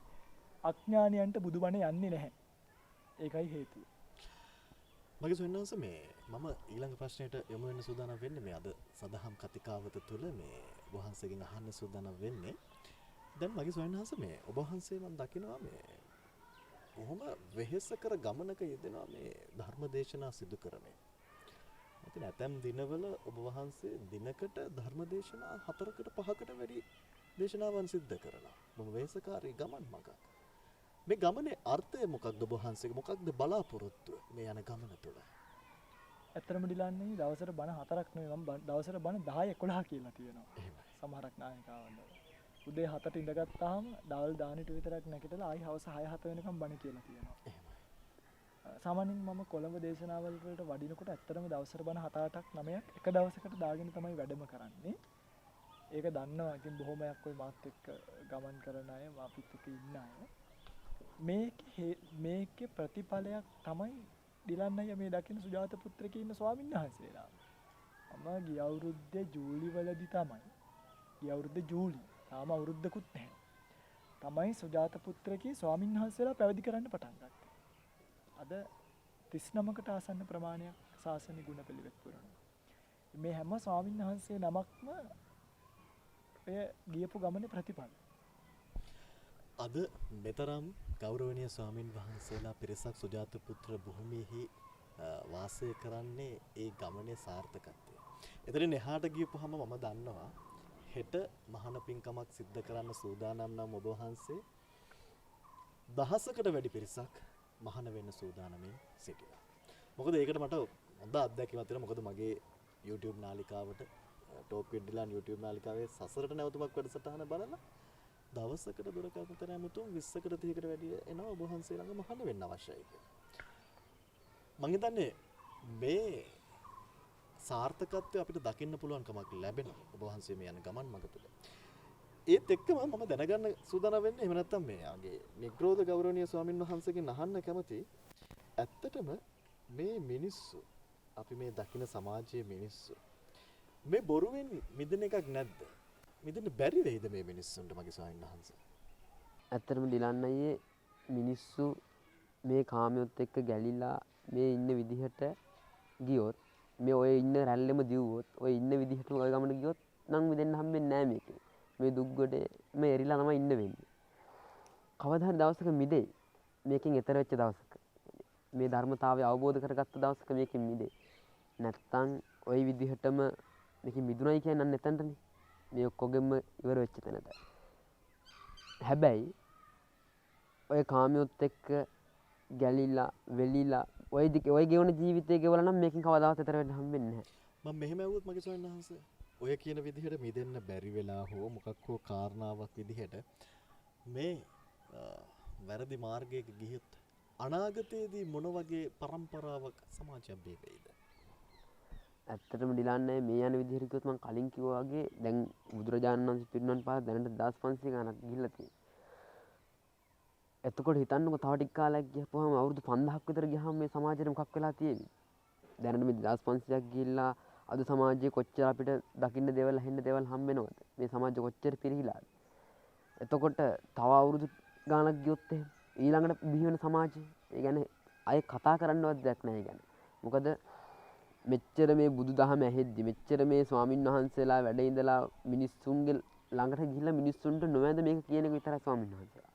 එච්චරට ස්වාමින් වහන්සේලා උගුරකට ලේරහ වෙනකල් අපි දන්නවා අපේ ලොකු සංසය රා 1ට 2ට වෙලාවක් නැහැ වාහනේ යන එහෙට යනවා මෙහෙට යනවා ධර්ම දේශනාවලට වැඩලා එනින් ගමන් ආරම්භ. ඉතින් මේ වගේ වෙහසක් වෙලා මේ මිනිස්සුන්ට මෙච්චර කියද්දිත් මිනිස්සු මෙහෙමනම් මෙච්චර මිනිස්සුන්ට බණ කියලා ලොකු සංසය ආරන්ට වැඩිහම පස්සේ මිනිස්සුත් තව ඇවිල්ලා අටපිරිකර පූජා කරලත් මොකක් හරි දෙයක් පූජා කරලත් ඒක ගැන ආයෙත් ඇවිල්ලා හොයනවනම් ඒක ගැන ඇවිල්ලා ස්වාමීන් වහන්සේලාගෙන් ආයෙත් අහනවනම් ඒකේ ෆොටෝ එකක් ගහලා ස්වාමීන් වහන්සේ තියලා ඉල්ලනවා. එච්චරට ඒ තැනට මිනිස්සුපත් වෙලා නම් මෙච්චර මේ ධර්මයක් ඇහෙද්දි මෙච්චර මේ බුදුරජාණන් වහන්සේ දේශනා කරපු ධර්මයේ එක තැනක් අඩු නොකර කියද්දි අය හිතන්නකෝ තව ටික කාලයක් යද්දි මේ දහම ටික පිරිහි ගිහිල්ලා දැන් කාලය යන්න දහම පිරිහෙනවනේ. මෙහෙම පිරිහි ගිහිල්ලා ටික කාලයක් යද්දි මොනව නොවේද මේකට. ඒ කියන්නේ ආයෙ ගැන කතා කරන්නවත් දෙයක් නැහැ මේක. මේ සමාජයේ දැනටමත් මෙහෙම පිරිහිලා නම් තව ටික කාලයක් යද්දි මේ සමාජයට වෙන දෙයක් ගැන අපිට හිතා ගන්නවත් බෑ. එච්චරට මේ සමාජය පිරිහිලා තියෙනවා. තමන්ට නංගියෝ පේන්න, තමන්ට අම්මව පේන්න, තාත්තව පේන්න, තාත්තව මරලා, දූ දරුවෝ මරලා මේ වගේ දේවල් අපිට අහන්න හම්බෙන්නේ. මෙච්චර පිරිහිලා නම් දැනටත් තව ටික කාලයක් යද්දි ඊළඟ પરම්පරාව ගැන අපිට අහන්න බලන්න දෙයක් නැහැ. බොහොම භයානක තත්වයක් කියලා දැනෙන්න පුළුවන් ඉස්සරහට. අනාගතයේදී අපිට මොනවා වේවිද කියලා හිතා ගන්න බැරි තත්ත්වයක්. දැන් මෙවැනි කාරණාවකදී දැන් අපි දන්නවා කිරුළපන ධම්මවිජය මගේ ගෞරවනීය ස්වාමින් වහන්සේ රට පුරා පහුගිය කාලේ ලෝකයේ පුරාත් ඔබ වහන්සේ ධර්ම දේශනා කටයුතු සිද්ධ කළා. එෙහිදී මේ දැන් මේ ස්ථානෙත් අපි දකිනවා මේ ගෞරවනීය ස්වාමින් වහන්සේලා ඔබ වහන්සේ කිව්වා වගේම මේ පැවිදි බිමට පැමිණ තිබෙන්නේ එම දේශනාවල සාර්ථකත්වය නැත්නම් මෙහි ප්‍රතිඵලයේ විදිහට. දැන් මම දැනගන්න කැමති එවැනි තවත් එන්න කැමැත්තෙන් සිටින බොහෝ පිරිසක් සිටිනවා මේ පැවිද්ද ලබා ගන්නට. එහෙම නැත්නම් නිවන කරා යන්නට ගිහි ජීවිතය අත්හරින්න සූදානම්ෙන් ඉන්නවා. මේ අයට සුදුසු ස්ථානයක් තිබෙනවද? මේ අයට සුදුසු පරිසරයක් තිබෙනවද මේ වන විට? සුදුසු පරිසර සුදුසු ස්ථාන නැතුව නෙමෙයි තියෙනවා. නමුත් සාංශාරික ප්‍රාර්ථනා අනුව සාංශාරික පින්පව් අනුව ඒ වගේ තැනක් ලැබෙනවා කියන එක ඇත්තටම හරියම කලාතුරකින් වෙන දෙයක්. ඒ කියන්නේ අපි දන්න ලංකාවේ දැනටමත් ප්‍රසිද්ධ ආරණ්‍ය දෙක තුනක් නැතුව නෙමෙයි යන්න පුළුවන් ගිහිල්ලා බණක් භාවනාවක් කරගන්න පුළුවන්. හැබැයි ඉතින් මෙහෙමයි මම දන්නේ නැහැ මෙතන ඉඳන් මට කියන්න බෑනේ අහවල් ආරණ්‍ය සේනාසනිය අහවල් හාමුදුරුවන්ගේ කමටහන් හොඳ නැහැ කියලා. ආරණ්‍ය ඕන තරම් තියෙනවානේ. ඒසත් තමන් ගිහිල්ලා බලන්න ඕනේ. මෙහෙට සුජාත පුත්‍රයකට ආවොත් නම් මම එකපාරටම එන අය මහාන කරගන්නේ නැහැ. තාම ඉතින් කලාතුරකින් ආවොත් තමයි අඩුම කොහොමද මම අවුරුද්දට දැන් මට වයස 28යි මං ගාව ස්වාමීන් වහන්සේලා 28 නමක් ඉන්නවා. ඒතර මං ඉස්සරහට මහාන කරද්දි කොහොමත් මාස 5කට 6කට 5 දිනක් විතර තමයි මම ශාසනයට ගන්න බලන්නේ. කියන්නේ මගේ පැත්තේ. ඒකට හේතුවයි මගේ කැපැසිටි එක. ඒක නැතුව මම මේ ආත්මාර්ථකාමීව ශාසනය මගේ ආයතනයක් කරගෙන නෙමෙයි. මට දානි දෙන්න පුළුවන්. මට කරන් බිල ගෙවා ගන්න පුළුවන්. මට කුටි පහසුකමක් දෙන්න පුළුවන්. මට මැනේජ් කරගන්න පුළුවන් ප්‍රමාණය. නැතුව මේක අම්බලමක් නෙමෙයිනේ. එන සුජාත පුත්‍ර විශ්‍රාම ශාලාව හරි අම්බලම කියලා හරි ගහලා එන එක්කෙනාට කැඳ උයෝය දෙදා මට තියාගන්න පුළුවන්. මෙහෙට ආවොත් ඉතින් ඒක තාම කලාතුරකින් කෙනෙක්ට ලැබෙන අවස්ථාවක්. මොකද මෙහි ස්වාමීන් වහන්සේලාත් එක්ක ඉන්න එක හරිම මේ ප්‍රියයි. ඒකයි මේ ස්වාමීන් වහන්සේලාගේ ඇසුර හරිම සනීපයි. ස්වාමීන් වහන්සේලාව දැක්කත් සනීපයි. ස්වාමීන් වහන්සේලාව මතක් වුණත් සනීපයි. ස්වාමීන් වහන්සේලාගේ සියලුම දේවල්. ඇත්තටම උන්වහන්සේලා හැම දෙයකින්ම පරිපූර්ණයි. හැසිරීම, ගුණවන්තභාවය, දක්ෂකම්, ඊළඟට ශාසනික වශයෙන් තියෙන අවබෝධය සහ සමාජයට මූණ දෙන විදිය. දැන් වෙන ආමුද්‍රෝ කෙනෙක් නම් සමහරක් විට අපි මේ කරන වැඩත් එක්ක දැන් මගේ අයියා දන්නවා අපි මේ පොය ප්‍රෝග්‍රෑම් එක කරනකොට මේ පොය ප්‍රෝග්‍රෑම් එකට අපිට ස්ටාෆ් එකක් නැහැ.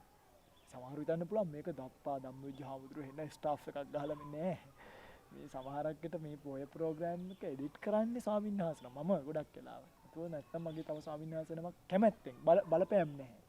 වත් විදිහට දීලා නැහැ. එක ස්වාමීන් වහන්සේ ලොකු සායන්ස මමත් ඕක එඩිට් කරලා දෙන්නම් කියලා සමහර බණක් ගන්නව එඩිට් කරන්න. මම මේ කියන්නේ.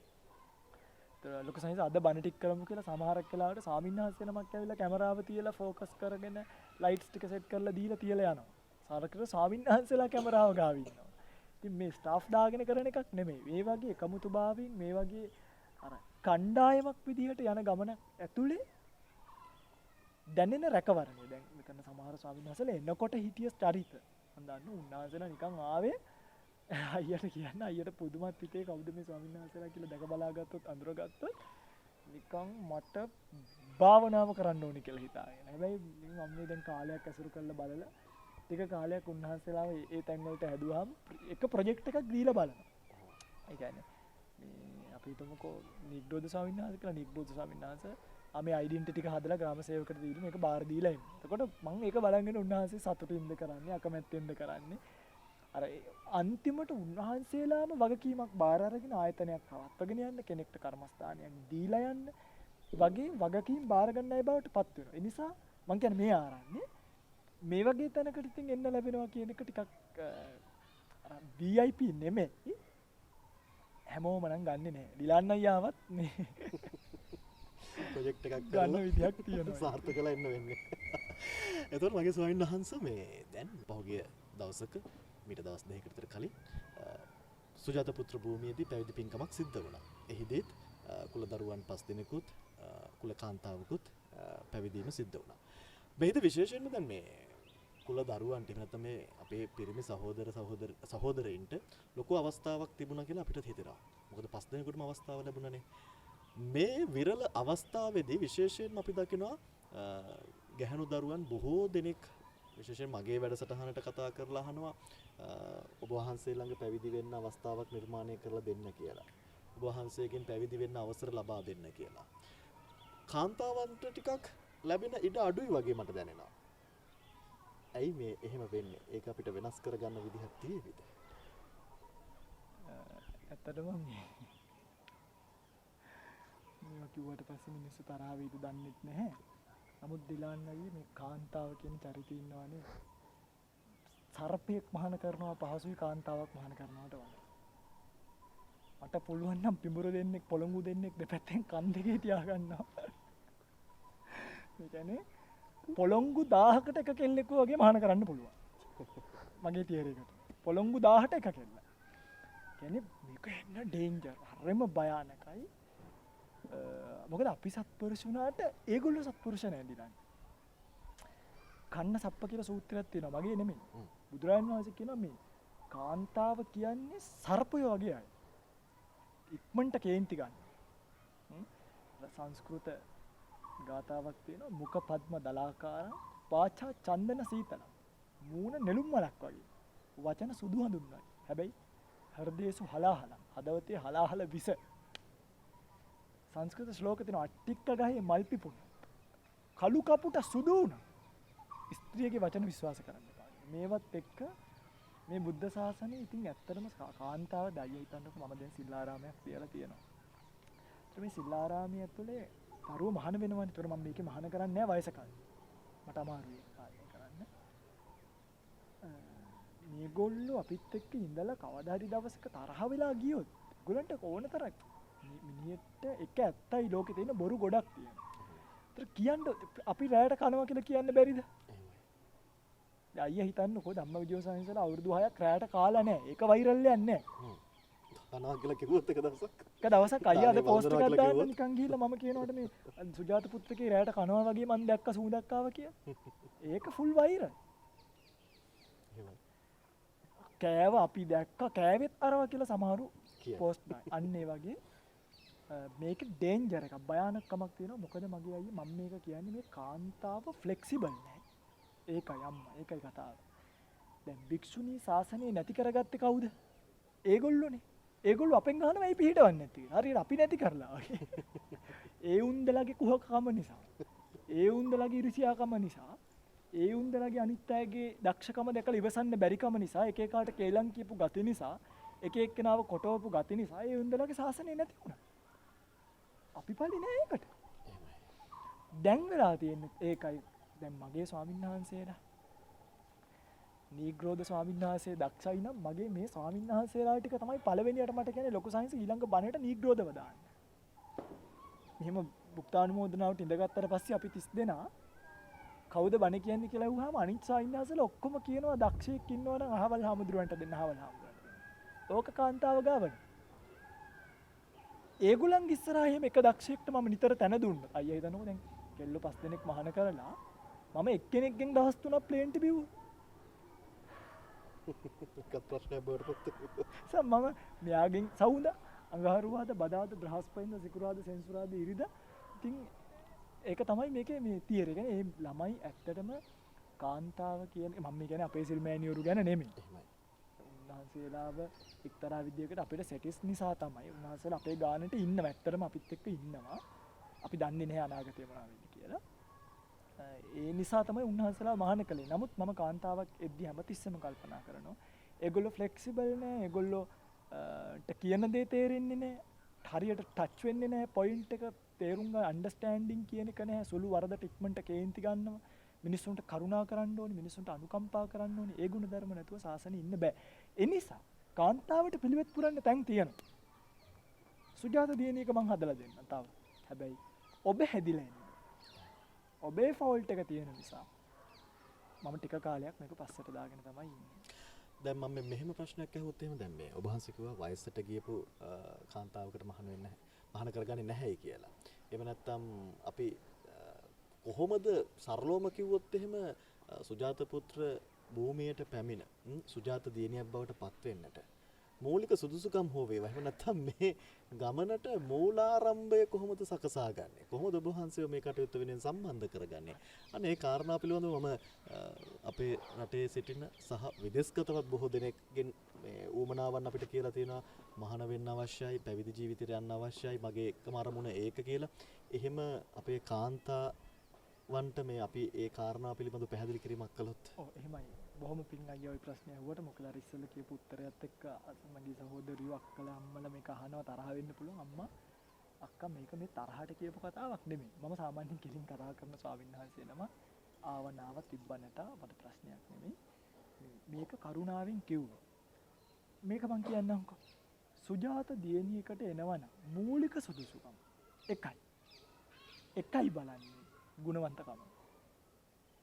ඔබ ගුණවන්තයි නම් ඔබට සුජාත දියණියක අරින්න ඕන වෙනවා.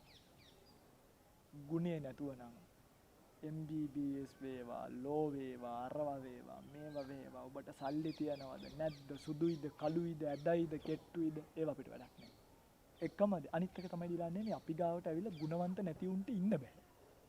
එහෙමයි. කියන්නේ යා හැමතිස්සෙම මානසිකව වැටෙනවා මම වැරදි මට වෙනස්කම් කරනවා මට කුහකකම් කරනවා කියලා එයා වැටෙනවා. මොකද මම මෙතනදී අයියා හිතන්නකෝ මගේ ස්වාමීන් වහන්සේලා තියෙනවා මට දඹදිව යන්න වෙනවා 5 නමක් එක්ක. ඒතර මම මේකෙදි ගෙනියන්නේ මේ වැඩිහිටි පිළිවෙලට මගේ අක්කගේ පුතා මා පළවෙනියට මහණුනේ භද්‍රය දෙවෙනියට කුසලය ඊළඟට එහෙම එකක් නෑ. මිනිස්සු කතා කරන්නේ ඔමාන් වලින් ඉඳන් මගේ අයියා මට කතා කරොත් එහෙම ස්වාමීන් වහන්සේ බණ කියන්න පුළුවන් හාමුදුරුවෝ 5ක් එක්ක එන්න කියලා මගේ ඔළුවට වැටෙන බණ කියන්න පුළුවන් 5 මම එක්ක යනවා. ඒක දරා ගන්න පුළුවන් කෙනා සුජාත පුත්‍රකේ ඉඳී. බැරි අයට සුජාත පුත්‍රකේ දොරවල් වල ලොක් නැහැ. යන්න ඕනි කිව්වොත් කවුරු හරි කෙනෙක් යන්න ඕනි කිව්වොත් මම ගෙදරට ගිහිල්ලා දානවා. ආයි කිසිසේත්ම ගන්නෙ නෑ. ඒව මොකද මගේ අයියා මේක අම්මලමක් නෙමෙයි යන්න ඕන අයට යන්න එන්න ඕන අයට එන්න. මේකේ තියෙනවා ආයතනය. මේකේ තියෙනවා විනය. ඒ විනය ඒකට අනුරූපීව ඔබට ගුණවන්තකම තියෙනවා නම් ඔබට සුජාත පුත්‍රයෙක්ත් සුජාත දියණියකත් විතරක් නෙමෙයි යන්නේ. සුගතිය, නිර්වාණය හැමතැනම විවෘතයි. අවශ්‍ය සුදුසුකම ඔබ බොරු නොකියන ගුණවන්තකම තියෙන කෙනෙක් බවට පත් වෙන්න ඕන. ඇත්තම කියනවනම් මම බලාපොරොත්තු වෙන්නේ. මං බලාපොරොත්තු වෙන ගුණවන්තකම තමයි අපිට තියෙන ලෙන්ගතුකම තමයි අයියා නිකන් හිතනකො අපි රැයට ෆිල්ම් එකක් බැලුවා කියලා. නිකන් අපිත් එක්ක වැටිලා බලන්න පුළුවන් જાතිය කෙනෙක් වෙන්න. අපි බලන්නේ අපිට එහෙම මර්ජ් වෙන අපිට මූව් වෙන අපිට ගැලපෙන කෙනෙක් ආවොත් එයාට ඇත්තටම අපි මේ පෙන්වන මාර්ගේ යන්න පුළුවන්. එහෙම ගැලපෙන්නේ නැති අය ආවොත් ඉතින් ඒගොල්ලෝ නිකම්ම ගැලවිලා යනවා කාලෙකදී. බොහොම පැහැදිලි පිළිතුරක්. මොකද ඇතැම් වෙලාවට මමත් බොහොම අසරණ වෙලාවල් තියෙනවා පිළිතුරු සපයා ගන්න විදිහක් නැතුව අපේ හිතවත් බොහෝ දෙනෙක් කතා කරලා අහනවා මට පැවිදි වෙන්න අවශ්‍යයි. ඒකට කොහොම හරි කරලා අවස්ථාවක් කරන් දෙන්න. ඉතින් කොහොම හරි අවස්ථාවක් නෙමෙයි. ඒක ඔබේ වාසනාවත් එක්ක එහෙම නැත්නම් ඔබේ ගති පැවතුම් එක්ක ඔබේ ගුණවත් භාවයත් එක්ක තමයි ඒ කාරණාව ඉෂ්ට සිද්ධ වෙන්නේ කියන දේ බොහොම පැහැදිලි. මම මේ අහන්න සූදානම් වෙන්නේ මගේ ගෞරවනීය නීග්‍රෝධ ස්වාමින් වහන්සේගෙන් දැන් මේ අපි මහාන වෙන්න අවස්ථාවක් නැත්නම් බොහෝ වෙලාවට මහාන වෙන්නේ අපි විශ්වාසවන්ත තැනකනේ. එහෙම අවස්ථාවක් අපිට අහිමි නම් ගෙහි ගෙදර එහෙම නැත්නම් අපි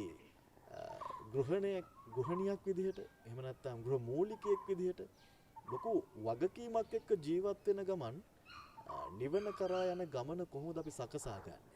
ගිහියෙක් විදිහට අපි කොහොමද නිවන අවබෝධ කරගන්න පසුබිම හදාගන්නේ කියන කාරණාව මම ඔබ වහන්සේගෙන් දැනගන්න කැමතියි. ඇත්තටම නිරන්න අයියේ දැන් ගිහි ජීවිත නම් ඔය කියන කාරණාව කරගන්න පුළුවන් නම් ඇත්තටම අද වෙද්දි බුදුරජාණන් වහන්සේ මේ සංඝයා කියලා කොටසක් මේ ශාසනය පිහිටවන්නේ නැහැ. මොකද මං කියන්නේ මේ ගිහි ජීවිත නම් කරගන්න බෑ කියලා නෙමෙයි පුළුවන්.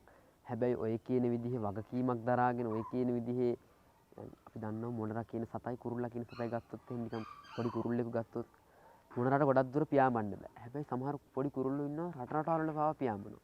මේකට හේතුව තමයි මොනරාගේ තටු බර වැඩි, මස් බර වැඩි, ඇඟ බර වැඩි. මේ නිසා මොනරාට ගොඩක් දුර ඉගිලෙන්න බෑ. මග වැටි තමයි යන්නේ. කුරුල්ලා ඉගිලෙන්න මෙතනින් අහසට නැග්ගහම වෙන රටකින් බහින්න. මෙච්චර දුර පියාඹන්න පුළුවන්. මේ දෙන්නම තරගයක් තිබ්බොත් එහෙම ඉස්සරලාම දිනන්නේ අර කුරුල්ලානේ. ඒ උඩට නැග්ගහම ලේසියෙන් යන්න පුළුවන් දිනුම් කණුවක ආව. හැබැයි මොනරාට මෙහෙම බෑ. තනින් තන නැවති තමයි යන්න වෙන්නේ. අපි හිතමුකෝ යන අතරතුර ලොකු ගඟක් වගේ තිබ්බා කියලා. මේකෙන් එතර වෙන්න මොනරාට බෑ. මොකද තටු බර වෙන නිසා මග කොහෙන් හරි බාන්න ඕනේ. බෑනේ. වතුර තියෙන නිසා මේ වගේ අසරණ වෙන තැන් එනවා ගිහියන්ට. මොකද ගිහියන්ගේ තටු බර වැඩි, මස් බර වැඩි, ඇඟ බර වැඩි. ගිහියන්ට එකතු වෙලා තියෙන කෑලි වැඩි. හැබැයි පැවිද්දෙක්ට එහෙම නෑනේ. පැවිද්දෙක්ට ජීවිතේ බර අඩුයි. පැවිද්දෙක්ට ජීවිතේ සැහැල්ලුයි. අන්න ඒ නිසා පැවිද්දෙක්ට මේක ගොඩාක් පහසුයි. ඔය කියන විදිහට ගිහි ගෙදර බර දරාගෙන ගිහි ගෙදර ඉඳන් නිවන් දකින්න පුළුවන් නම් අද මේ ස්වාමීන් වහන්සේලා නැහැ. අද මේ ස්වාමීන් වහන්සේලා මෙතන පැවිදි භූමියට පත් වෙලා නැහැ. ගිහි ගෙදර ඉඳන් නිවන් දකින්න පුළුවන් නම්. ගිහි ජීවිත ඉඳන් නිවන් දකින්නවා කියන එක කරන්න බැරිකමක් නෑ. පුළුවන්. හැබැයි බොහොම අමාරුයි. මේ කාරණාව කියද්දි හිතෙනවා ඇති. එතකොට ඒ කාලේ වැඩ සිටියේ විශාකාව වගේ. මේ වගේ අය ඒ කාලේ වැඩ සිටි දැන් සුද්ධෝදන රජතුමාත් අවසාන මොහොතේ රහත් වුණානේ. මෙන්න මේවා කොහොමද උනේ? ඒක පින්නත් ඒ කාලේ වැඩ සිටපු අයත් එක්ක අපේ ඥානය කොහොමනම් සම කරන්නද? ඒ කාලේ හිටපු අවුරුදු 7 පුංචි රහතන් වහන්සේලාත් හිටියානම් අද සමාජයේ ඉන්න අයත් එක්ක බලපුවම කොච්චර බුද්ධි මට්ටමක් ඒ කාලයට තිබිලා තියෙනවා. ඒ මහා පුණ්‍යවන්තයෝ පහළ වෙච්ච කාලය බුදුරජාණන් වහන්සේව දැකලා ඒ ධර්මය අවබෝධ කරගන්න තරම් පෙරුම් පුරලා එසේ මෙති උත්සාහයක් නෙමෙයි. කල්ප ගානක් තිස්සේ පෙරුම් පුරලා ලබාගත් උත්සාහයකින් ලැබිච්ච දෙයක්. ඒ නිසා ඒ උන්වහන්සේලාට පුළුවන් වුණේ එහෙම ගිහි ජීවිත නම් රහත් බව ලබා ගන්න. නිවන් දකින්න පුළුවන් වුණේ ගිහි ජීවිත නම් ඒ බොහෝ කාලයක් තිස්සේ පාරමී නම් පුරලා ගත් උත්සාහයක් නිසා. දැන් අර කියන විදිහට ගිහි ජීවිත නම් නිවන් දකින්නවා කියන එක කරන්න බැරිකමක් නෑ. නමුත් හරිම අමාරුයි. උත්සාහ කරොත් බැරිකමක් නෑ. හැබැයි අපිට ගන්න තියෙන ලේසිම හොඳම දේ තමයි පැවිදි දිවියට පත් වෙනවා කියන්නේ. අද බක්පෝදා සදහම් කතිකාවත වැඩසටහනේ අපි දැන් සූදානම් වෙන්නේ අවසාන සාකච්ඡාවේ අවසාන මොහොතට සම්බන්ධ වෙන්නට. බොහොම වේගෙන් කාලය ගෙවිගෙන යනවා. මගේ ගෞරවනීය ලොකු ස්වාමීන් වහන්සේ මම දැනගන්න කැමතියි දැන් මේ අපි කතා කරපු මාතෘකාවේ මේ සංක්ෂිප්තයක් විදිහට අවසන් කරන මොහොතදී දැන් අපි සමාජයේ තියෙන අඩුපාඩු පිළිබඳව කතා කරා, මේ ධර්මයේ විකෘති කරන ඇතැම් ස්වාමින් වහන්සේලා පිළිබඳව කතා කරා, මාධ්‍ය පිළිබඳව කතා කරා, යම් යම් පාලන අධිකාරියන් පිළිබඳව කතා කරා. ඇත්තටම මේ කාරණාවේදී මෙවැනි ඉස්මතු වීමක් සිද්ධ වෙන්න, මේ සමාජයේ මෙවැනි පිරිහීමක් සිද්ධ වෙන්න සංඝරත්නයේත් යම් කිසි බලපෑමක් තියනවද කියලාත් වෙලාවකට හිතෙන්න පුළුවන්. එහෙම තියනවද? එහෙම නැත්නම් එහෙම නැද්ද? මට පැහැදිලි කිරීමක් කරන්න ඕනේ ස්වාමීන් වහන්සේ. මගේ අයියේ සංඝරත්නය කියන්නේ මේ තිසරණයෙන් මිනිස්සුන්ට වඩාත් සමීපම රත්නය. මිනිස්සුන්ට වැඩියෙන්ම පිහිට වෙන රත්න එක්තරාකාරයකට ළඟ ඉඳලා. ඇත්තටම මේකට සංඝරත්නයේ බලපෑමක් තියෙනවා. හැබැයි නමුත් මේක මායි අයියයි කතා කරන එකේ වැඩක් නෑ. ඒකට හේතුව තමයි මේක වෙනස් වෙන්නේ නෑනේ. මම මේක කිව්වා කියලා අයියා හිතන්නේ මේ සමස්ත සංඝරත්නයේම ওই අධ්‍යාපන රටාව වෙනස් කරලා හිටියනම් අපේ රට නිවැරදි වෙයි කියලාද? නෑ. නමුත් සංඝයාගේ මැදිහත් වීම. හැබැයි දැන් ඔන්න බලන්න අපිට කරන්න පුළුවන් ටික. දැන් මම පැවිදි වෙලා බණ භාවනා කරමින් පිළිවෙත් පුරලා ධර්මය ඉගෙනගෙන ස්වාමීන් වහන්සේලා 30ක් හදලා තියෙනවානේ. දැන් මේ 30ම අනාගතේ එළියට දෙන්නේ මොකද්ද කියන චිත්‍රය අයියා බලන්න. නිට්ටෝද ස්වාමීන් වහන්සේ මේ කරන අවුරුදු 16 දී මේ කරන කතාවට අනුව නිග්‍රෝධ ස්වාමීන් වහන්සේ මට වයස 26ක් වෙනකොට දැවන්ත චරිතයක් බවට පත් වෙලා පෙරලියක් වෙලා තියෙනවා. උන්වහන්සේට මෙහි පිරිවෙන් අධ්‍යාපනයක් නැහැ. ගණන් භූගෝලය උගන්වන්නේ නැහැ. උන්වහන්සේට මෙතනදී අපි කියලා දෙන්නේ ගුණවන්ත වෙන්න. ධර්මය ඉගෙන ගන්න. මේකයි ධර්මය, මේකයි ධර්ම කාරණාව, මේකයි හේතුඵල ධම, මේකයි නිවන, මේකයි නාම රූප කියන්නේ. මේ ටික අපි කියලා දෙනවා. ඒතර මේ ටික දැනගන්න භික්ෂුව තමයි දැන් උන්වහන්සේ බණකට ගියාට පස්සේ මම පහුගිය දවසේ ගියා පාංශකූලයකට. ගියාට පස්සේ මම බණ 5ක් අහන් හිටියා. ඇත්තටම මට හිතුණා මිනිස්සුන්ගේ නිවන ඈත් කරන්නේ හාමුදුරුවෝ කියලා. ඒ කියන්නේ මගේ අයියම මලගේකදී අපි ඒකේ මිනිස්සුන්ට කියලා දෙන්න එපා මේක තමයි යථාර්ථය. මේක දැකලා මේක අතහැරලා දාලා යන්න. මේක හිර එහෙම නෙමෙයි. අම්මා නම් මෙරලා ඉන්නේ මේ පින්බර අම්මා ඔබ දස මාසයක් කුසේ මටත් පුළුවන්. දස මාසයක් කුසේ තියාගෙන හැදුවේ මෙහෙමයි. දැන් අර මිනිස්සු අවබෝධයක් අරගෙන ඊතර වෙනවද? නැත්තම් අම්මා කියන මේ වර්තමාන සංකල්පය ඇතුළේ හිර වෙනවා. ඒ නිසා ඔබට කවනකොට අම්මා කොච්චර බඩගින්න ඉන්නේ නැද්ද? මම කියන්නේ ඒක වටිනවා. අම්මා ජීවතුන් අතර ඉද්දීපයි හාමුදුරුවෝ ඒ ටික කියලා දෙන්න. අම්මා මැරුණාට පස්සේ ජීවත් වෙලා ඉන්න උන්ට කියලා දෙන්න ඕනි. දැන් අම්මයි ගුණ කියලා මේගොල්ලන් අඬෝන එක වැඩක් නෑ. ඊට පස්සේ මම මේ මලගෙදරදී මම දැක්කා මේ ඔබේ අම්මව අන්තිම සෝහනට හරි කරේ තියාගෙන යන්න. කරේ නෙමෙයි දිරන්නේ විල්බරක් එක දාලා තල්ලු කරත් මැරිච්ච මිනිහා මලා.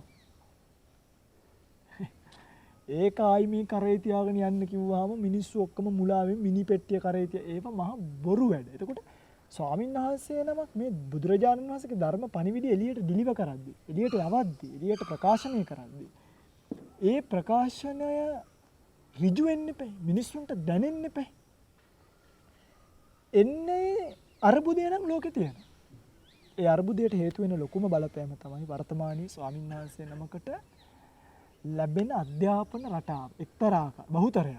හැබැයි ගුණවත් පින්වත් විහාරස්ථානවලත් ආරණ්‍ය සේනාසනවලත් වනලැබ්වලත් ප්‍රසිද්ධ පන්සල්වලත් ගුණවත් හාමුදුරුවෝ නැතුව නෙමෙයි. නමුත් අද දැන් මම දැක්ක මේ ජනාධිපති උපදේශන කමිටුවක් පත් කරලා තියෙනවා සංඝයාගේ. ස්වාමීන් වහන්සේලා. සංඝයාගෙන් නම් පාවිච්චි කරන්නේ ස්වාමීන් වහන්සේලා. මම බැලුවා කවුද ඉන්නේ කියලා. අර ඉන්නේ මට ඉතින් මේක කියන්න වෙන මෙලෝ සංසාරික ධර්ම දැනුමක් නැති. නිකං ආචාර්ය මහාචාර්ය පට්ටන් දෙක තුනක් එල්ලගෙන සමහරක් වෙලාවට ලොකු පන්සලක හිරේ ගිහිල්ලා ඉඳලා ආපු ඒ වගේ මේ මහා අමුතු ස්වාමීන් වහන්සේ. හැබැයි මම කැමති මාව නෙමෙයි. මම කියන්නේ ඕකට අරන් යන්න නාවිනාරණ්‍ය සේනාසනික ස්වාමීන් වහන්සේලා ටික. මේ පන්සල් වල රැටත් කාලා උදේටත් බීලා ආයි හවසට නාට්‍ය බලලින් හාමුදුරුවෝ අරන් ගිහලා ශාසනය රකින්නද ජනාධිපතිතුමා? ඌට හොඳයි මිරිස් වගාවක් කරන්න. ඒ රැස්වීම තියෙන වෙලාවට. රටට මිරිස් ටිකක් හරි ලැබෙනවා. අනුරාධපුරේ පැත්තේ අය අනුරාධපුරේ මම දැක්කේ පෙරත පිකටින් එකක් ගිහිල්ලා තියෙනවා. අපි බැලුවා මේ හාමුදුරුවෝ ගානක් යන්නේ ස්වාමීන් වහන්සේලාගේ ඉඩම් කඩන් निराකූලනේ කරලා දෙන්නද? බඩගින්න ඉන්න හාමුදුරුවන්ට දාන්නේ නැහැ ඡන්දේ තියන්න කියලා. අයියා දකින්න නැති. එතකොට ඡන්දේ තියන්න කියලා පිකටින් එකක් යන්න තරම් හාමුදුරුවෝ නේ? ඒ හාමුදුරුවෝ තමයි ජනාධිපති උපදේශන සභාවට ගෙන්නේ. අන්න ඕක වෙනස් කරන්න ඕනේ. ධර්මයේ මං කියන්නේ නීග්‍රෝද වරංගියත් ඊට වඩා සමීපයි. ඇයි අපිට තේරෙනවනේ මං කියන්නේ මාව නෙමෙයි මට මම කොහොමද ඔබට රින් ගන්න යන්නේ නැහැ. මේ නුමුත් ධර්මයේ දන්න ස්වාමීන් වහන්සේ නමක් තමයි දන්නේ මේ විකෘතිය. මේ ප්‍රകൃතිය මේ විකෘතිය ප්‍රතිබාහනය කළ ප්‍රകൃතිය ගේන්න බණ කියන හාමුදුරුවෝ 5-6 දෙනාව රැකගෙන ලෝකයට බණ ටිකක් කියන්න පොයට සීල සමාදාන වැඩසටහනක් යන්න ඕනි ෂෙඩියුල් එක මොකක්ද යම් කිසි ග්‍රන්ථ නියාමනයක් කරන්න ඕන නම් ඒ දැන් අපිට දීලා තියෙනවද ඔය හැගොඩ විපස්සී ස්වාමීන් වහන්සේලා ගංගොඩ විල සෝම ස්වාමීන් වහන්සේලා ගොඩක් ඉස්සර try කරපු එක ග්‍රන්ථ නියාමන පනත. ඒ කියන්නේ මේ ධර්ම පොත් හැමෝටම ලියන්න බෑ. ධර්ම පොත් හැමෝටම ලියන්න බෑ. ඒක ලිවිය යුතු පිරිසක් ඉන්නවා. ධර්මය දන්න. දැන් එහෙමද? පුදුම ධර්ම ග්‍රන්ථ ගොඩක් ලියලා තියෙනවා. වඩේ විකුණන කෙනෙක් ධර්ම ග්‍රන්ථ ලියනවා. දීවරය මුදු කියලා කම්මැලිකමට ධර්ම ග්‍රන්ථයක් ලියන්නේ. එහෙම මේ ශාසනය ගොඩ ගන්න. එතකොට සංඝයාගේ අධ්‍යාපන රටාව සංඝයාට ඉන්පුට් එක දාලා තියෙන සංඝයාට ඉන්ස්ටෝල් කරලා තියෙන ක්‍රමවේදය ලොකු වරදක්. ඒ වරද නිසා ස්වාමීන් වහන්සේලා පිරිහෙනකොට ස්වාමීන් වහන්සේලාගේ වටේ තියෙන ගමත් පිරිහෙනවා කියන එක අහන්න දෙයක් නෙමෙයි. නමුත් මගේ අයියේ එක ස්වාමීන් වහන්සේ නමක් හරියට කෙලින් රිට වගේ හිටගත්තොත් එක ගමක හැම ගමකටම පන්සලක් තියෙනවා. ගම් 14000ක් තියෙනවා මේ රටේ. හැම පන්සලකම හාමුදුරුවෝ කෙලින් හිටගෙන තමන්ගේ ගම හැදුවොත් මේ රට කොච්චර ලස්සනයිද? ඉතින් එතනට පත් කරන්න ස්වාමීන් වහන්සේලාගේ ක්‍රමවේදය මම දන්නේ නැහැ. මම හිතන්නේ ආපහු වෙනස් කරන්න පුළුවන් කියලා ඩිලාන්නයි. හොඳම දේ තමයි අපිට මේ තියෙන සම්පත් තියෙනවනේ. මේ තියෙන සම්පත්තියකින් ප්‍රයෝජනෙ අරගෙන මේකෙන් ඈතර වෙලා යන එක. නැත්නම් මේ ස්වාමීන් අපි බලමු අපිට තැනක් ආවොත් අපි ඒක නිවැරදි කරමු. එහෙනම් ඉතින් හැමදාම කියනවා වගේ අපි ජනාධිපති වෙලා ව්‍යවස්ථාව අපි හදලා දාන්න ඕනේ. වෙනස් කරන්න ඕන තැන් වෙනස් වේවා. එහෙම නැත්නම් ඒ අයගේ අදහස් වෙනස් වේවා කියලා අපි ප්‍රාර්ථනා කරනවා. ඒ ප්‍රාර්ථනාවත් එක්ක දවසේදී බක් පුර 15 පොහෝ දිනේ සදහම් කතිකාවත වැඩසටහන සුජාත පුත්‍ර භූමියේ සිට අපේ නිමාව දකින්නට සූදානම් වෙන්නේ. අද උතුම් පුර 15 පොහෝ දවසේදී ඔබ සීල සමාදානයේ යෙදිලා උදෑසන සිටම සුජාත පුත්‍ර භූමියේ සිට මේ රැගෙන එන්නා වූ වැඩසටහන් සමග ඔබ එක්වී සිටිනවා. ඉතින් තවත් සවස් කාලේ පුරාවටම බොහොම වටිනා කියනා වූ ධර්ම දේශනාවන් භාවනාමය වැඩසටහන් ආදී බොහෝ දේ ඔබට සමීප කරන්නට අපි සූදානම් වෙන සිටිනවා. ඉතින් ඒ කාරණාවත් මතක් කරමින් අද දවසේදී සදහම් කතිකාවත වැඩසටහන අවසන් කරන්නට සූදානම් වෙන්නේ. ඉතින් මගේ ගෞරව නමස්කාර පූරක ස්තුතිය පාදාභිවන්දනයෙන් යුතුව පුද කරන්නට කැමතියි. නම කියන්නට අවසර පූජ්‍ය කිරුළපන ධම්මවිජය මගේ ගෞරවනීය ස්වාමින් වහන්සේ. ඔබ වහන්සේට මගේ ගෞරව නමස්කාර පූරක ස්තුතිය පුද කරනවා. ඒ වගේම අද මෙම වැඩසටහනට සහභාගී වූ තඹුත්තේගම නීග්‍රෝධ ගෞරවනීය පොඩි ස්වාමින් වහන්සේ ඔබ වහන්සේටත් මගේ ගෞරව නමස්කාර පූරක පාදාභිවන්දනයෙන් යුතුව ස්තුතිය පුද කරන්නට කැමතියි. අපි ලබන පුර 15ක පොහෝ දිනේදී වෙසක් පුර 15ක පොහෝ දිනේදී සූදානම් සුජාත පුත්‍ර භූමියේ සිට ඔබට රැගෙන එන්නා වූ සදහම් කතිකාවත වැඩසටහන පෝදා විකාශය තුළින් ඔබට සමීප කරන්නට. එහෙමනම් ඔබ සැමට උතුම් වූ තෙරුවනේ ආශිර්වාදය සරණ පිහිට ලැබේවා කියන ප්‍රාර්ථනාවෙන් අද වැඩසටහන මෙතකින් නිවා කරනවා. ඔබ සැමට තෙරුවන් සරණයි.